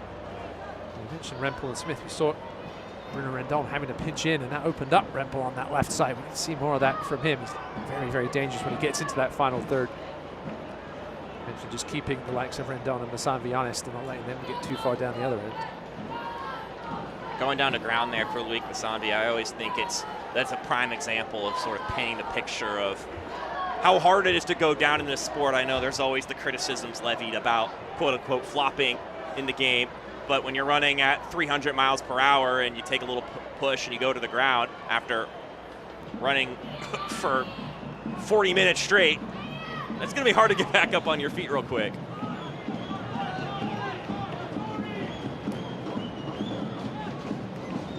I'm a former rugby player. I always used to say that the hardest thing in rugby is having to get yourself back off the ground in the second half, because you just do it so often. Not so much the running, it's the up and down, touch there. He'll push forward. Neidlinger pulls it wide to Rendon, who chips it up for Neidlinger. Trying to keep it in play. Across the middle it goes.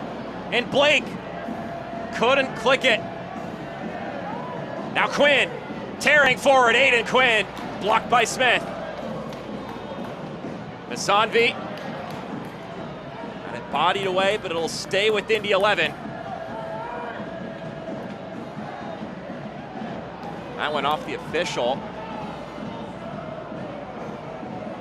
Yeah, beautiful bit of skill from Bruno Rendon there. Looked like Neidlinger's run was going to turn to nothing, and Rendon just flicked it back inside here. Watch this little chip here. Neidlinger was almost not expecting it. He got off to a bit of a late start and then turned into it. Should have been a goal-scoring chance. Blake just couldn't get his right side of his left foot on it. Man, how do you get that ball to drop like that? That's impressive. Put some real spin on it.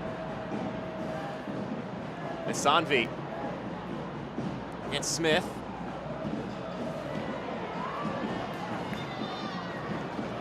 And our head official says that it's going to be Indy 11 ball here. Jaden Smith's going to win that physical battle 9 times out of 10 with Musambi. Didn't come off him, so a chance for Indy 11 to keep the pressure on here. Played back over. Here's Lindley. Winds up for a shot himself, and it's well off target. So Ari Briscoe get the goal kick. Can't watch the match? Turn on Sirius XM FC 157, North America's only 24/7 source for engaging soccer talk, including USL All Access on Tuesday nights.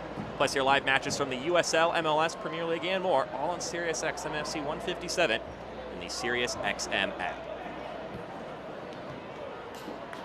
Abbey. Rolling back to Garay.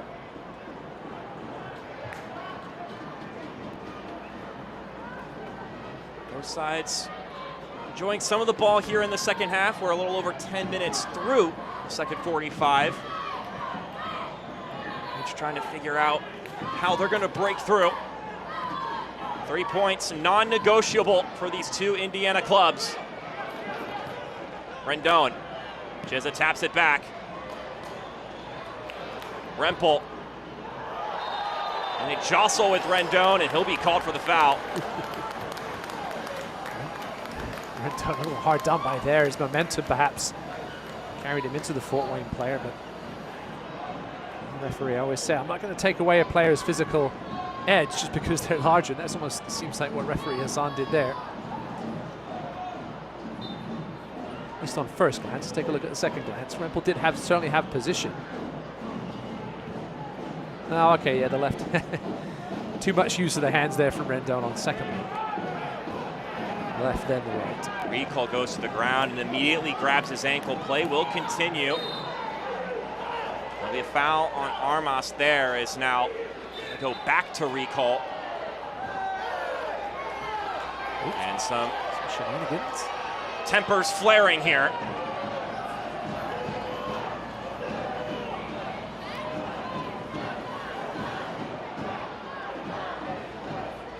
That is the course of action over here. I wonder how Leon Recall is doing. That's the concern with Recall. We talked about the lack of depth at the center forward position for Fort Wayne. If Recall's unable to play, Ryan Betcher's still out. Mentioned Trace Terry taking a break. Daniel Oyetunde can play at center forward if needed. We've seen him more on the wing, the former Arsenal man this season. I'm sure we may see him tonight at some point. Perhaps soon we'll start seeing some personnel changes for these two sides as we're nearing that 60-minute mark where it's a pretty common occurrence. As I mentioned, especially for the home team with that midweek match coming up. The 11 can afford to leave some of their stats on for a little longer.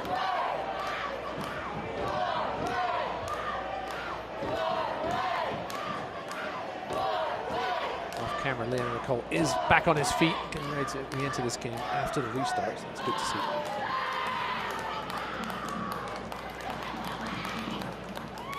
Waiting for all of the dots to be connected here.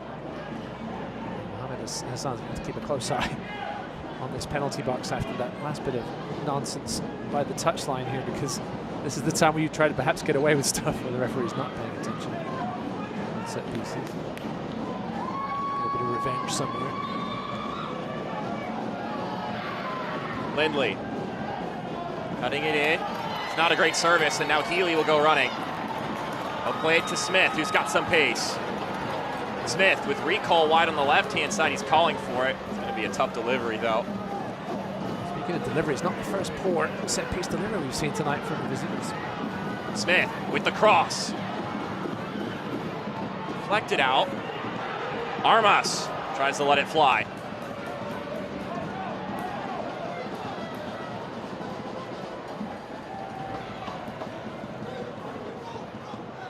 Armas over to the right-hand side. Played centrally. That's a good catch from Eric Dick. It was played in with some pace. It was well struck by Jaden Smith, almost on the half volley with a volley. Nice work there from the right back. Eric Dick catching that one.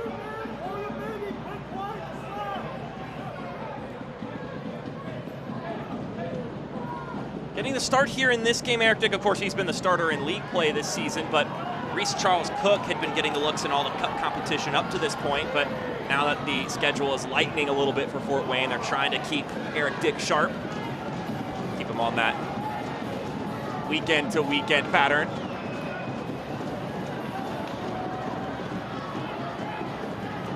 Rempel. With that, we get our first corner kick of the evening for Fort Wayne. Fort Wayne corner kicks, by the way, presented by More Wealth Management, helping individuals and families in Fort Wayne plan for a stronger financial future.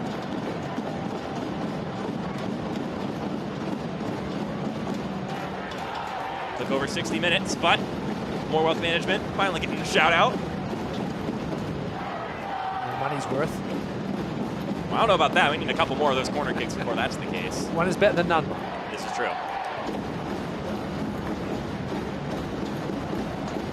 Armas from the left corner flag. It's one of the few spots that it isn't Michael Rempel who will be executing on a set piece. Drilled in centrally. Goes all the way back to Armas. Second service. And a player goes down in the box, so nothing to be generated there for Fort Wayne, and Indy 11 will reclaim possession. We're going to get our first substitutions of the match, and they will be for the home side. Emerson Nieto, the Fort Wayne native, will come on for Jeremy Garay, and even more notably, Kabiru Gafar from Indianapolis, trained with Indy 11 in the preseason, is coming on and maybe looking to prove that he should have been kept around. Both players being substituted are the two with the yellow cards for Fort Wayne. Mike Avery not taking any risks in the potential red card department there. Nieto will certainly just sit as the deeper line midfielder next to Armas, you'd have to think. Normally where he slots in, Gafar would go onto this left wing. Now both instances pretty like for like, these two changes. As Indy 11 will look to see if they can sway the momentum in their favor again as Rendon clips it by the keeper. And Indy 11 once again up top. It's the kind of delivery this game has been begging for. Michael Rempel caught napping at the back post. Bruno Rendon sneaking in, and he's not going to miss too many of those. Second goal in as many games for the man from Cuba. A photo-worthy finish from Bruno Rendon. He's just able to ping that one by. You don't need to put any pace on it, you just need to redirect it. Yeah, the pace was all on the delivery, and it was a pinpoint cross from Jack Blake. There's too much pace on it for Briscoe to come for it. And Rempel just got caught sleeping a little bit at that back post, allowing Rendon to get past him. His now 6th goal across competitions, 4 in league play, his 2nd in the USL Cup, and I'd be remiss if I didn't mention that in the first edition of the USL Cup before the USL Championship was involved, he scored 9 goals in 8 games. He was a machine, yes he was. A machine is the best way to describe it. Cup competitions where he was getting a little more freedom. Northern Colorado to move forward and do things like that. That's something that these cup competitions can do for a team or for a player, is because you end up tinkering a little bit, whether it be with formations or with personnel, because by necessity you need to, especially during busy stretches of the season, but you can discover things about yourself, about your team, about particular players. And that was sort of the renaissance moment for Rendon. He's been able to build off of that ever since, and here he is, giving Indy 11 the lead for the 2nd time in this match. That's potentially the only positive for whoever loses this match, is that you'll get to look at some other players in the final 2 games of this group.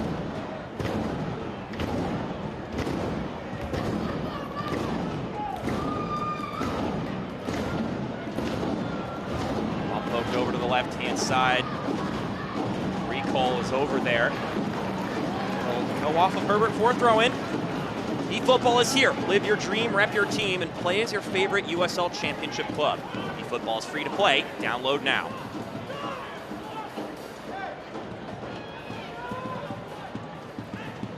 Fort Wayne answered pretty quickly last time. Let's see if they can do the same thing here in the second half. And it started with Armas. Ball swung in, and Eric Dick able to claim it. Unfortunately, at the expense of his teammate.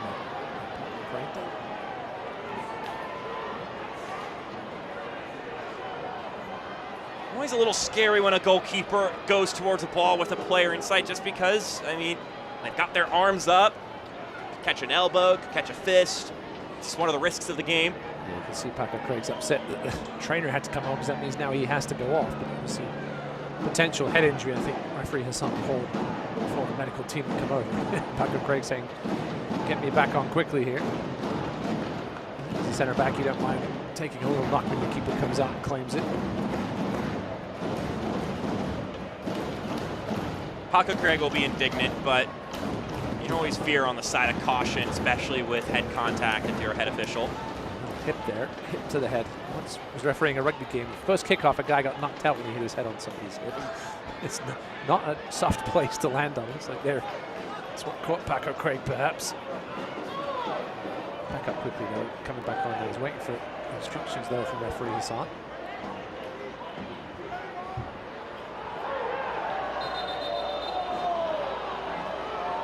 Foul here and a yellow card. Well, I think Paco Craig came back on the pitch without permission from the referee. That's an automatic yellow card. It's unfortunate. Those are the rules. He's Enter playing the his field pace. of play without permission. And that signal there hadn't been made yet. So once Craig stepped over that white line, even though I think he retreated afterwards, that was enough for a yellow card. Paco Craig should know better, a man of his experience, but with a one-goal lead in a must-win game, he wanted to get back out there as quickly as possible. Yeah, over 260 appearances at the USL Championship level. So another one of those guys on this roster for Indy 11 that have loads of experience. Some confusion here. Aiden Quinn trying to get an explanation as to what the yellow was for. It's pretty clear. We've got the trainer on again now, which means Blake has to go off. And hopefully lessons have been learned and mistakes won't be made a second time. And Blake, by the way, on a yellow card, so you just definitely don't want to put the ref in the spot where you're giving a second yellow for coming on the field too early. No.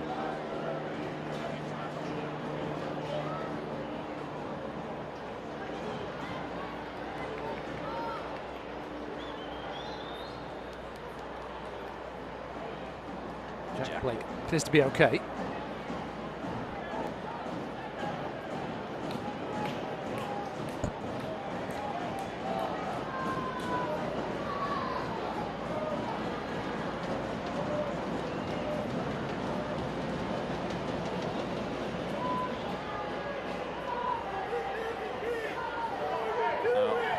Make sure everything is copacetic here. Mohamed Hassan clearing things up as we now have a free kick for Indy 11. There's the yellow card and the ensuing shock reactions from Indy 11. You also have to wonder if perhaps the fourth official gave Paco Craig permission to go on the pitch. Of course, he shouldn't do that until he sees the referee beckon him. Yellow cards tonight are presented by Arnold Terrell Ridenour, attorneys at law, protecting your rights on and off the pitch. So Paco Craig back off the pitch again. Certainly wait for permission this time. So he goes into the books.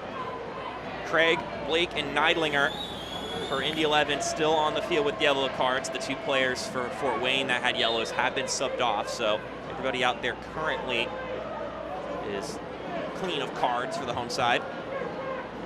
Now we can get back to playing footy. Healy brings that one down cleanly. Back to full strength. Down to 9 for a minute there. Awoodor poking into Healy. Cutting this one into Gaffar.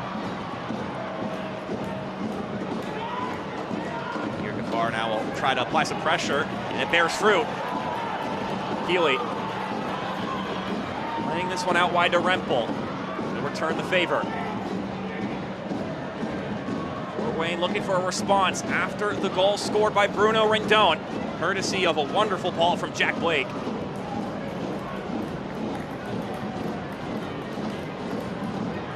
This one played out wide to Smith. Loose touch from Rico, giving it away. Sanvi brings this one down. It was a little sluggish. It's just enough time for Smith to catch back up, cause some problems. Under 20 minutes left to go. Both teams need 3 points. Right now, Indy 11 are the ones holding it in their hands.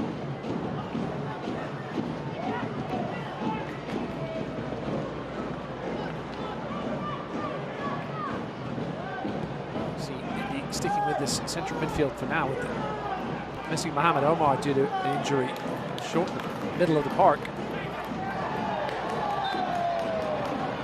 Maybe sitting on the yellow. Can't remember. He's running around hard all night as well. Well, Josh O'Brien. I'm sure McCauley would love one more goal to be able to make a few more changes.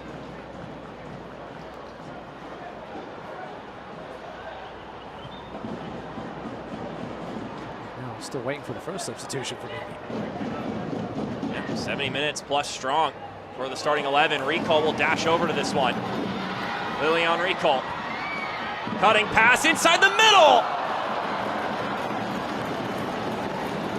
Not a bad looking ball. Claron Sarudor trying to find his first goal as a pro.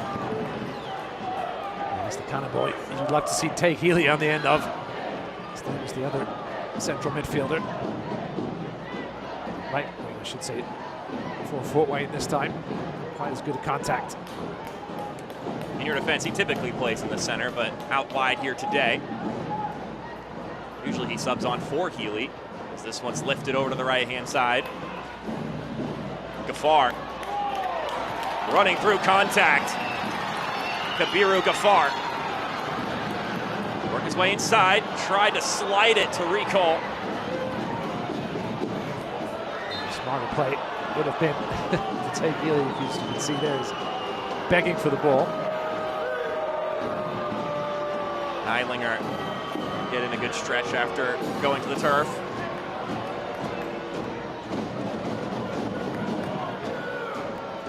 Here's a look at that last chance. Rico driving it in the middle. Good amount of contact on it. Eric Dick in the right place, though. To his midriff. So Neidlinger down. He's obviously filling in at right back. Gonna get the first change of the game, and it's the one change to the starting lineup going into this game. Novo Okello coming on for Edward Chiza. Okello playing a little bit of a different role here than he has in previous years as a pro. Sort of operating as a false 9 for this Indy 11 side. This guy made his MLS debut at age 20 for Toronto back in the day. 25 now. Should have scored last weekend in the first couple of minutes, but yeah. Fresh legs up top here to put some pressure on his back line for Fort Wayne. I mentioned Neidlinger filling in for Hayden White. Not much depth at right back for Indy either. Toronto on the bench if needed. He's more of a left back though. Masanvi tap this one back to Blake. Neidlinger on the ball now. Up against Ghaffar. Neidlinger still in a joust there. And ends up rolling out for a goal kick. The USL Championship and League One are on CBS Sports and ESPN platforms all season long. Catch live matches and expert analysis every day on the CBS Sports Golazo Network and ESPN Plus. Go to USLChampionship.com or USLLeague1.com for the complete USL TV listings. Charlie Sharp also not available on the injured list. Center forward. He spent plenty of time up there if he was healthy. Far away though from a return. Not training yet though, so still playing 2 or 3 weeks in bed. Dashing down this left-hand side, it's Aiden Quinn, the first goal scorer in the history of the Victory and Liberty Derby. Blake Drills in another service. That one dealt with. Armas. Switch it over to the right-hand side. Recall. Feeding it up. Udort. Rolling it into the vicinity of both Healy and Recall. Rolled out of harm's way, but Smith will pick it up. Just one last touch. Open things up for him. Beautiful spot to strike one. Didn't get a chance to Anthony Herbert do what was necessary. Armas. Squaring it to Nieto.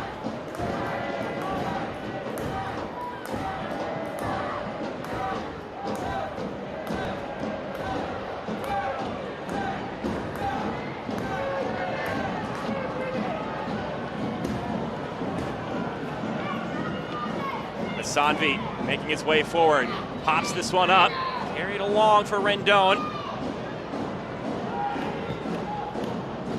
Neidlinger. And it's knocked away by Jaden Smith.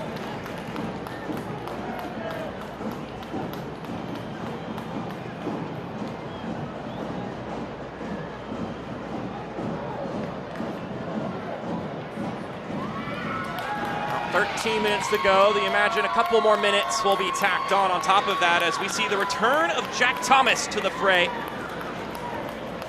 Spent some time away with injury. Back in the fray for Mike Avery's side. He'll sub on for Abu Dor. Meanwhile, for Indy 11, Mikel Rashid will step onto the pitch for Logan Neidlinger. Rashid, more of a center back by trade. So he'll have to pinch in here at right back in his final 15 minutes or so.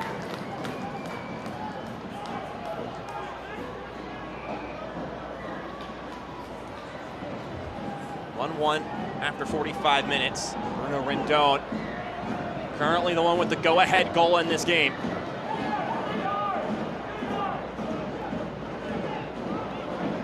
Armas spinning up the pitch for Gafar. He will battle with the recent substitute. Quickly throws it to Healy. Thomas has the ball poked away from him.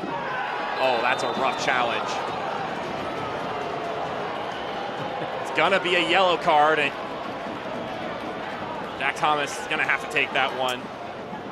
Jack Thomas, the old urban myth that this guy got the ball, shouldn't get a card. He came through the back. Man, Anthony Herbert to get it, unfortunately. Thomas right back into the thick of things. The way he wanted to be, I'm sure.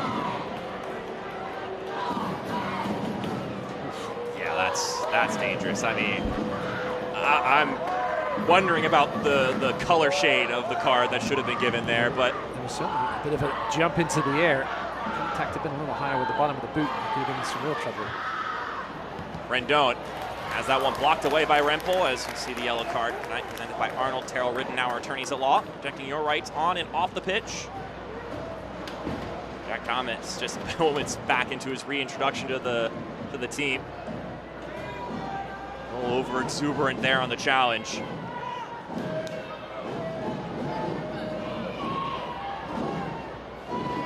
Corner kick for Indy 11 as the minutes tick away. They'll be looking to rush out this clock further and further. I think you're still in attack mode at this point.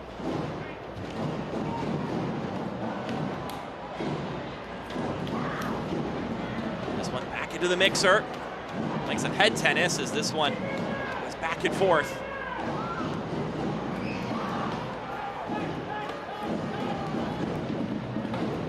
How about that touch from Coach McCauley?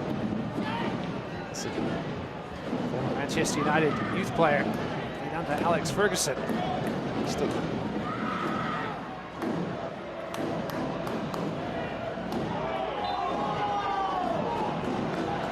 Armas goes to the ground.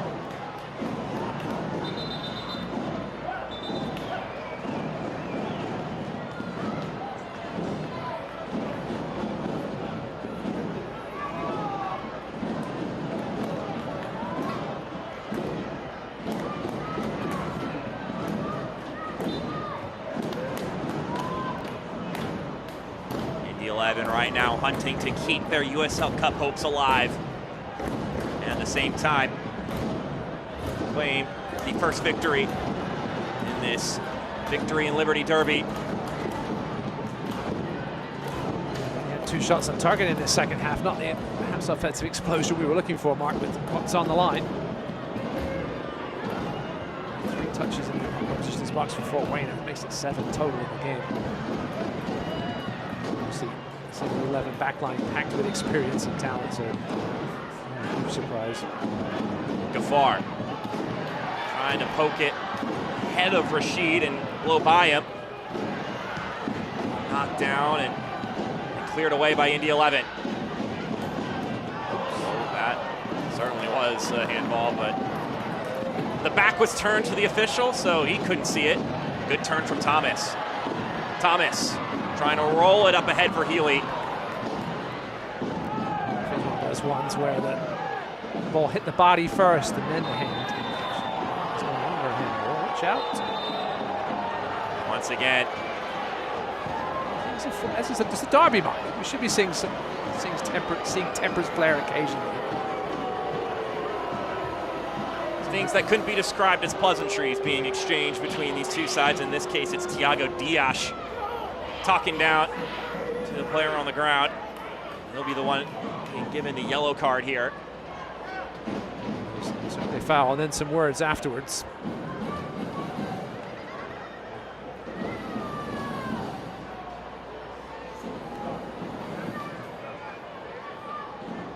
Tunde looking to add some extra firepower, but first, here's the transaction here.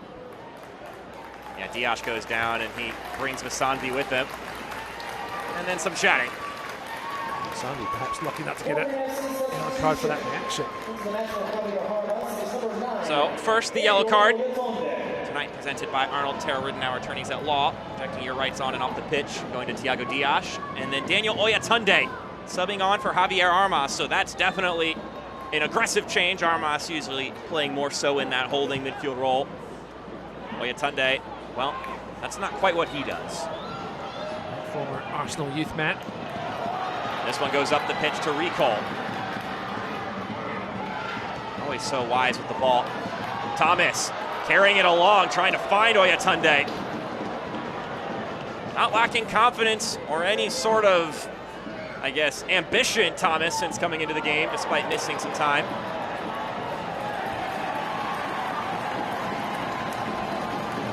Oyatunde's former team, Arsenal, with a big game coming up on Monday against Burnley in their race for the title. Some more shenanigans going on.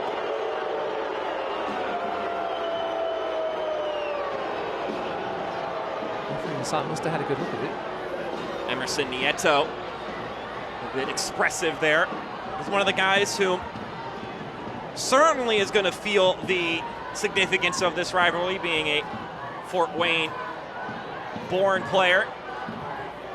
Got a couple of Indiana natives on these teams, and so they'll be the ones that have a deeper understanding of the context between these two cities and what it means to represent their respective clubs. Obviously, both these teams have a ton of players who are not from Indiana, have not been to Indiana until they moved to play with the club, and so they'll certainly be learning the importance of what it means to play in a game like this, talking to those players, and also just by living in their respective cities and getting to be around the locale and integrate themselves.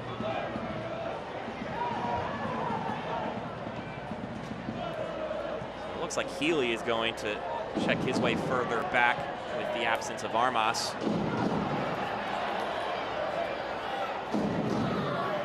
Throwing himself forward now, encouraging others to do the same. Trying to pin Indy here and see if they can force penalties.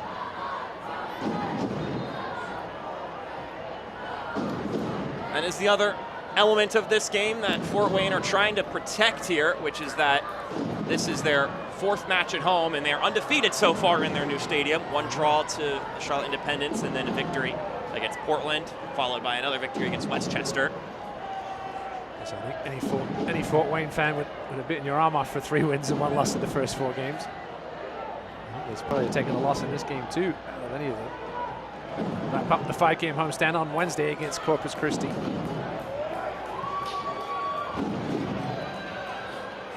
Rempel working his way inside, recall. Might tap that back to anybody in a black kit. Nieto. He was knocked over by Okello.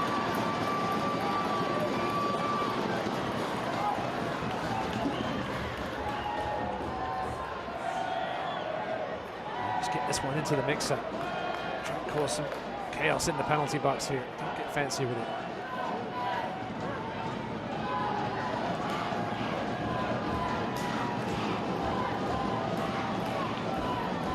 Nieto. It's not the time for training moves, but just lump it in there.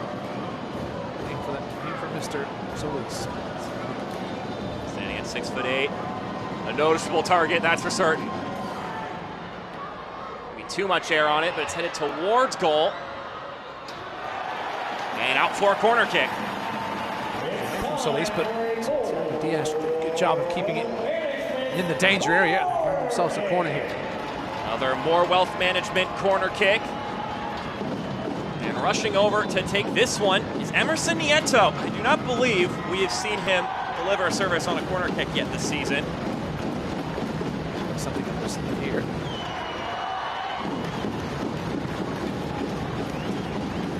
That's good.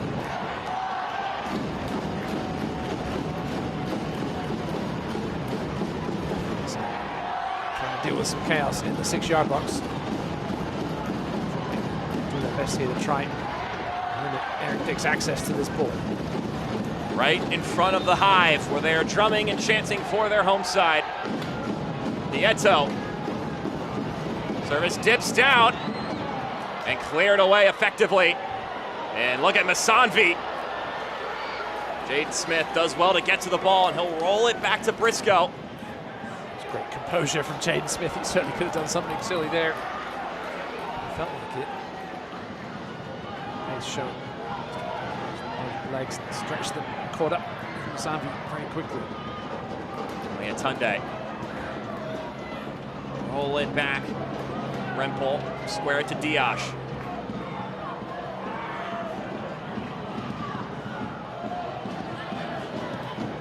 Rendon. Is able to be kept in play. Joust for the ball, and eventually the whistle is shown as Solis appeals for a card. He won't get it. Healy wants the quick restart. He's not going to get it.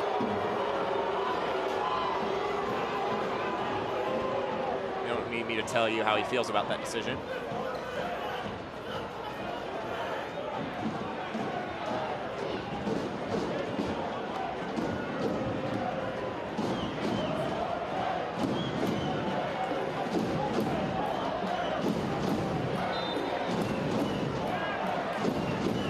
Nieto. Curling this one in. That one will collect its way all the way back to Eric Dick, who will wait for recall to approach him before scooping the ball.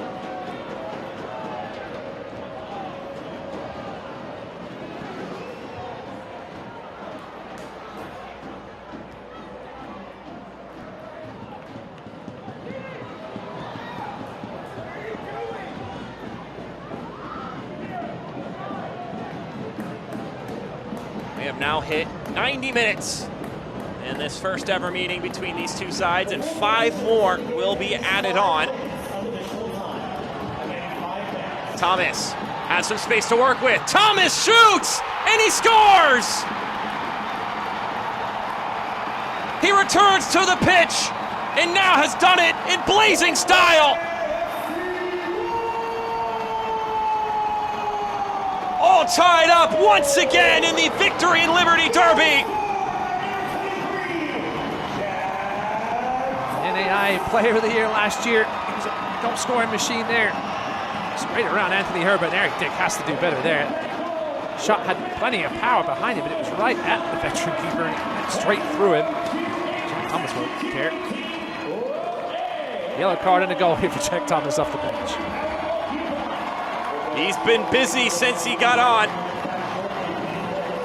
And that goal brought to you by All-American Stores, celebrating every score with hometown pride right here in Fort Wayne.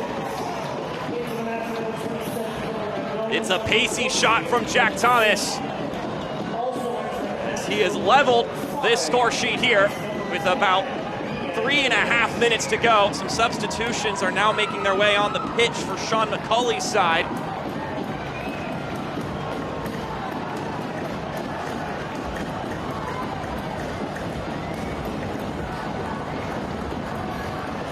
Kean Williams, along with Dylan Singh, subbing into the game, reloading their wingers up top. So Rendon, the goal scorer, and Misanvi, the left winger, both making their way into the game as this one lands on the roof of the Fort Wayne goal net. Disappointing for Indy 11, another late goal allowed. It's been the theme this season. Just fell asleep for a second at the back. Herbert's played the whole game. Just let Jack Thomas go around him too easily. This man had 47 goals in 66 games in college. Don't care what level you're playing at. It's a solid return. He just let rip. Eric Dick perhaps should have done better. So with 3 minutes to go in this game, we are tied in this cup match, which means should it end in this result, we will go to penalty kicks. But Rico has other ideas in mind. Tried to float it to Oyatunde. We are halfway through the 5 minutes of stoppage time. This game really getting stretched now with tired legs out there, even with the substitutes. End-to-end stuff now. He's huffing and puffing to get back on defense.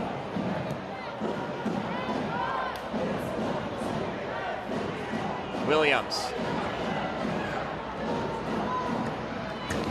Against Rempel, plays it back. And that ball will hover over everybody. Will eventually roll across the byline.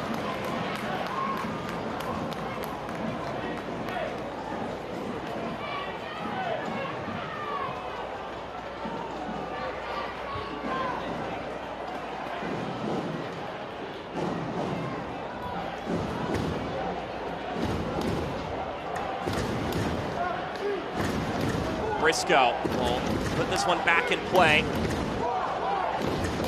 Both sides have scored a goal apiece here in each half of action. Indy 11 has taken the lead twice. Fort Wayne has had an answer twice. Albeit this go around, it took a little bit longer to find a response. Thomas is really playing with fire. Already on a yellow card for a reckless challenge, and that one was also a bit reckless as well.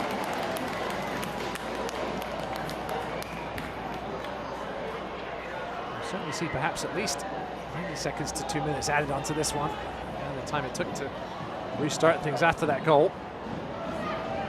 Still some chance for somebody to find the late goal. And both teams will be desperate to find it because 2 points max. Don't think it's going to cut it for making it to the next round of the USL Cup.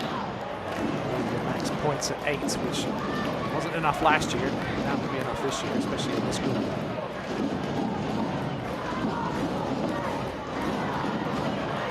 Herbert, step forward. Launch it down the pitch. Okello has it knocked away by Solis. It'll be a corner kick. Solis pumps his fists, but job's not done yet on this end of the pitch. We do hit 95 minutes, so now it's all up to Mohamed Hassan on when he decides is the proper time to sound the final whistle. Might be a chance for one more counter-attack if this one is cleared. That'll probably be it.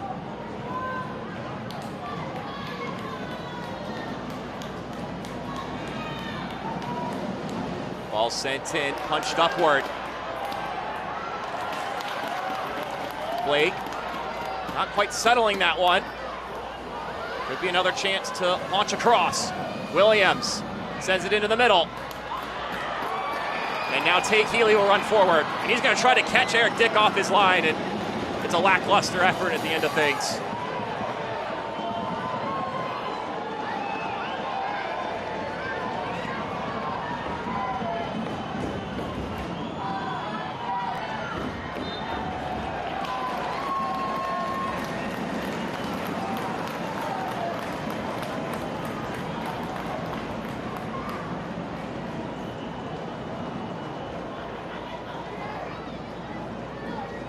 That's good. How much long is left?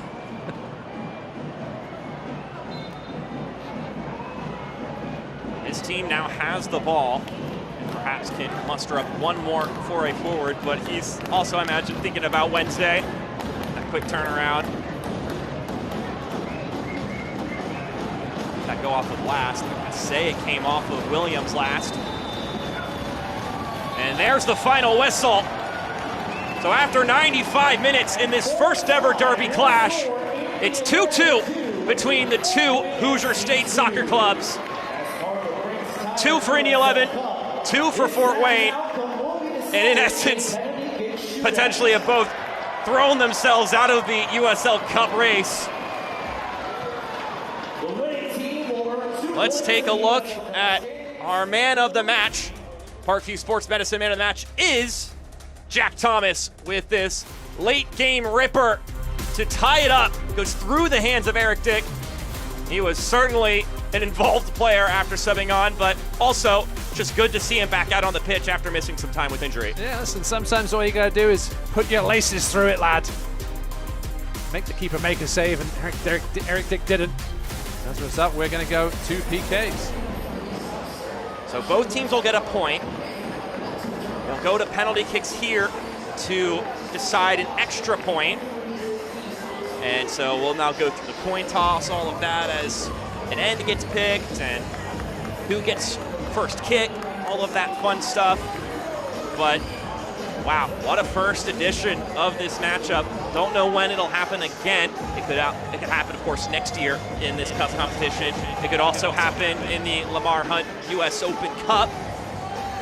As let's take a peek at the context once again about this group. Group 4, there's 7 teams in it, and it's gonna be tough sledding for these two teams now. You see they both get a point. Another point will be claimed by either Indy 11 or Fort Wayne, but here's the fact of the matter. You're expecting a team in this group to probably get, at the bare minimum, at least 9 points outside of these two teams, maybe 10 or 11 points depending on how well Lou City or Union Omaha or Detroit City do.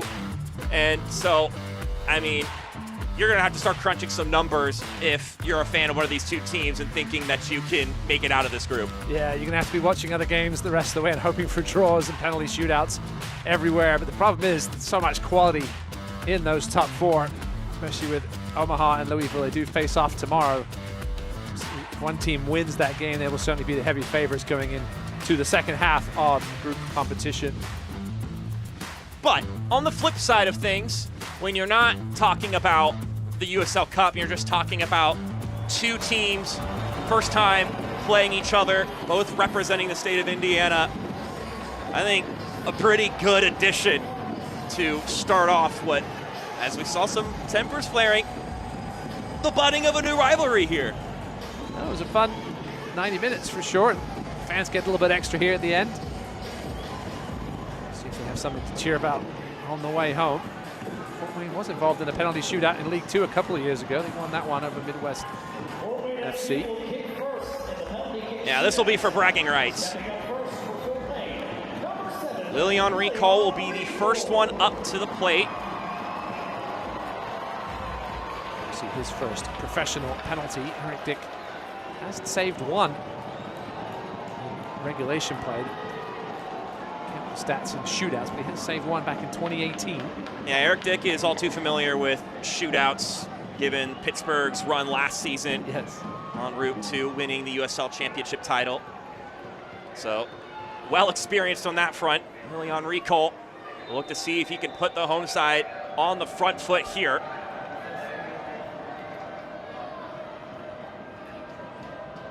The Frenchman steps up and puts it through. Strike from Recall, a little stutter step. See if you can see Eric Dick commit early. Went the right way, but struck high enough past the outstretched arm. Eric Dick. Short run up. It was an interesting run up. He didn't stop at the end. He just turned right around. Slowed things down as those guys. Eric Dick was a good way off his line as well when that one was struck. Came back and he saved it. That's what referee Hassan is reminding Briscoe. He's a bit shorter than Eric Dick, but a little quicker off his feet. I'll have to guess right though. fun fact about our two goalkeepers here, Ari Briscoe and Eric Dick, both played at Butler at one point in time. Once again, another Indiana tie there. Played 5 for 5 in his last 5, make it 6 for 6. We are all level once again, 1 apiece between Fort Wayne and Indy 11. Scored earlier this season against Pittsburgh this month. Down the middle, this time goes left, hammered home. Briscoe went the wrong way. Might have had a chance if he had gone the wrong way. It was hit very well. And now Tay Healy. In 4 games that have taken place at Ruoff Mortgage Stadium, Tay Healy has scored in every single one of them. He'll be looking to keep that trend going again on Wednesday against Corpus Christi, but first, he'll look to see if he can bag this penalty. One-on-one with Eric Dick.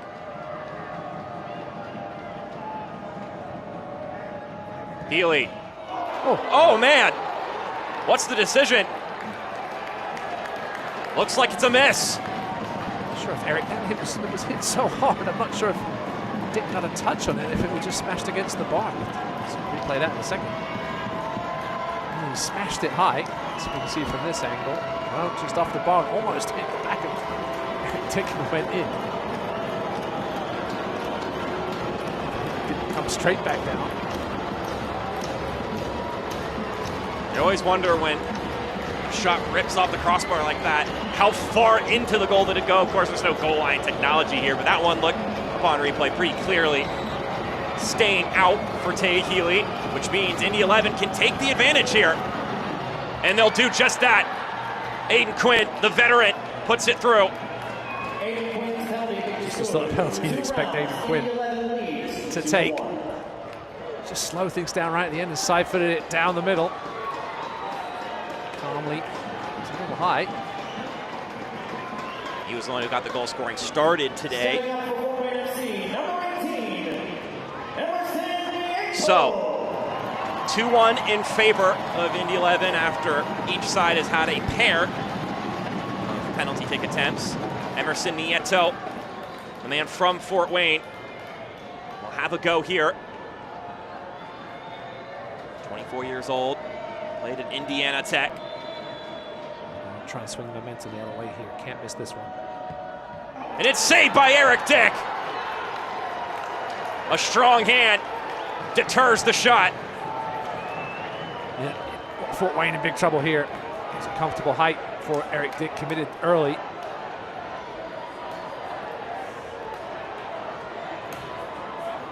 Big frame getting over there, those long arms. And you're gonna beat a tall keeper like, gotta put pace on it in the corner. This one here won't win it, but it will put Fort Wayne up against the knife. Josh O'Brien, 23 years old. The Irishman converts. Scored a penalty against Birmingham last season, went the other way here, to the right. Fort Wayne in a must-score situation. At this point, just one thing in the next 4 kicks have to go right for Indy 11 to walk away with the extra point and a little bit of bragging rights in this first ever Victory and Liberty Derby. Jack Thomas steps up. He's the one who leveled this game late. Tested his luck and proved himself a little lucky. The Englishman back from injury, and he skies it over top. And that is where this one will conclude. Indy 11 wins in penalty kicks in this USL Cup clash between Indy 11 and Fort Wayne.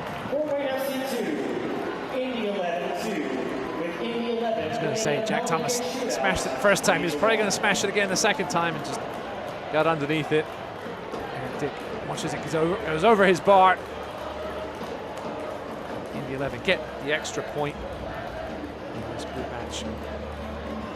So both sides may have, in effect, eliminated each other in this game, but boy, did they put on a show for the people of Indiana. As we step aside for a break, when we come back, we'll have our full-time thoughts here on ESPN+. At Ruoff Mortgage, we understand that you don't just just need a mortgage. You need someone who knows your kid's name, your dream for a backyard, and that this is more than a house. At Ruoff, we've got your person, the one you'll lean on from your pre-approval to the closing table. Your loan officer will be there with you every step of the way. The right home begins with the right person by your side. Partnership between O&E, Orthopedics Northeast, and Parkview Sports Medicine is unique because our team is taking care of the athlete in their own environment on the field. O&E is the other end of our treatment when someone actually does have an injury that requires a specialist care. We have athletic trainers, we have the physical therapists, and everyone's important. Everyone has a role to play because our goal's the same. We're just trying to get these athletes back to doing what they love to do.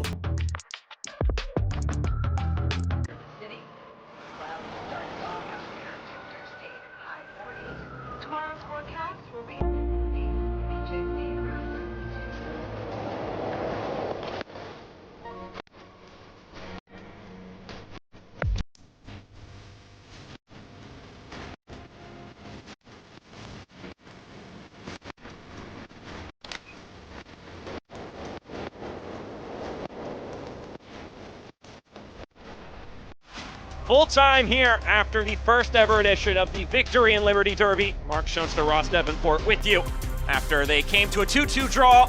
Indy 11 winning the extra point in penalty kicks. Well, let's wrap this thing up, shall we? Here are the full-time highlights between these two sides. It starts off with the goal from Aiden Quinn, whom is all too familiar with contributing to goals. Yeah, Quinn took it 30 yards out, just goes charging into the box. No one really wanted to get in his way. A bit of a lucky bounce off the foot of Diaz, but smashed it home to open the scoring. But it wouldn't take long for Fort Wayne to respond. Tate Healy starts this play, and Tate Healy would be the one to finish it. 4 straight games with a goal at the Roo. You love to see him. Never stops moving. Passed the ball, kept moving, found a little open spot in the box. Jack Blake forgot about it and finished it up just as he has been doing in the league. Then, in the second half, Jack Blake, this is exquisite. Certainly the ball of the evening. Lorenzo didn't have to do a whole lot to make sure he directed it home.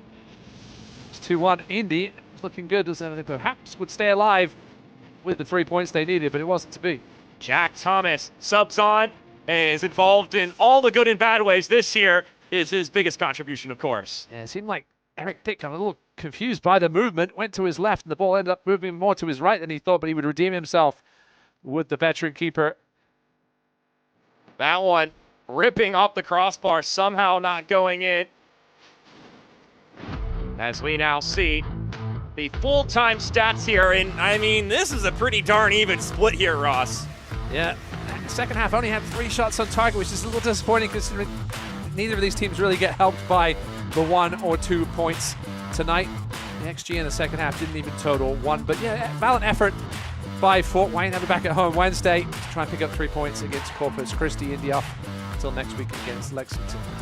When these teams play in their 3rd game in Cup play in June, it'll be a road trip to Omaha for Fort Wayne. Meanwhile, a home game against Forward Madison for Indy 11. Of course, there will be some league matches in between then and now.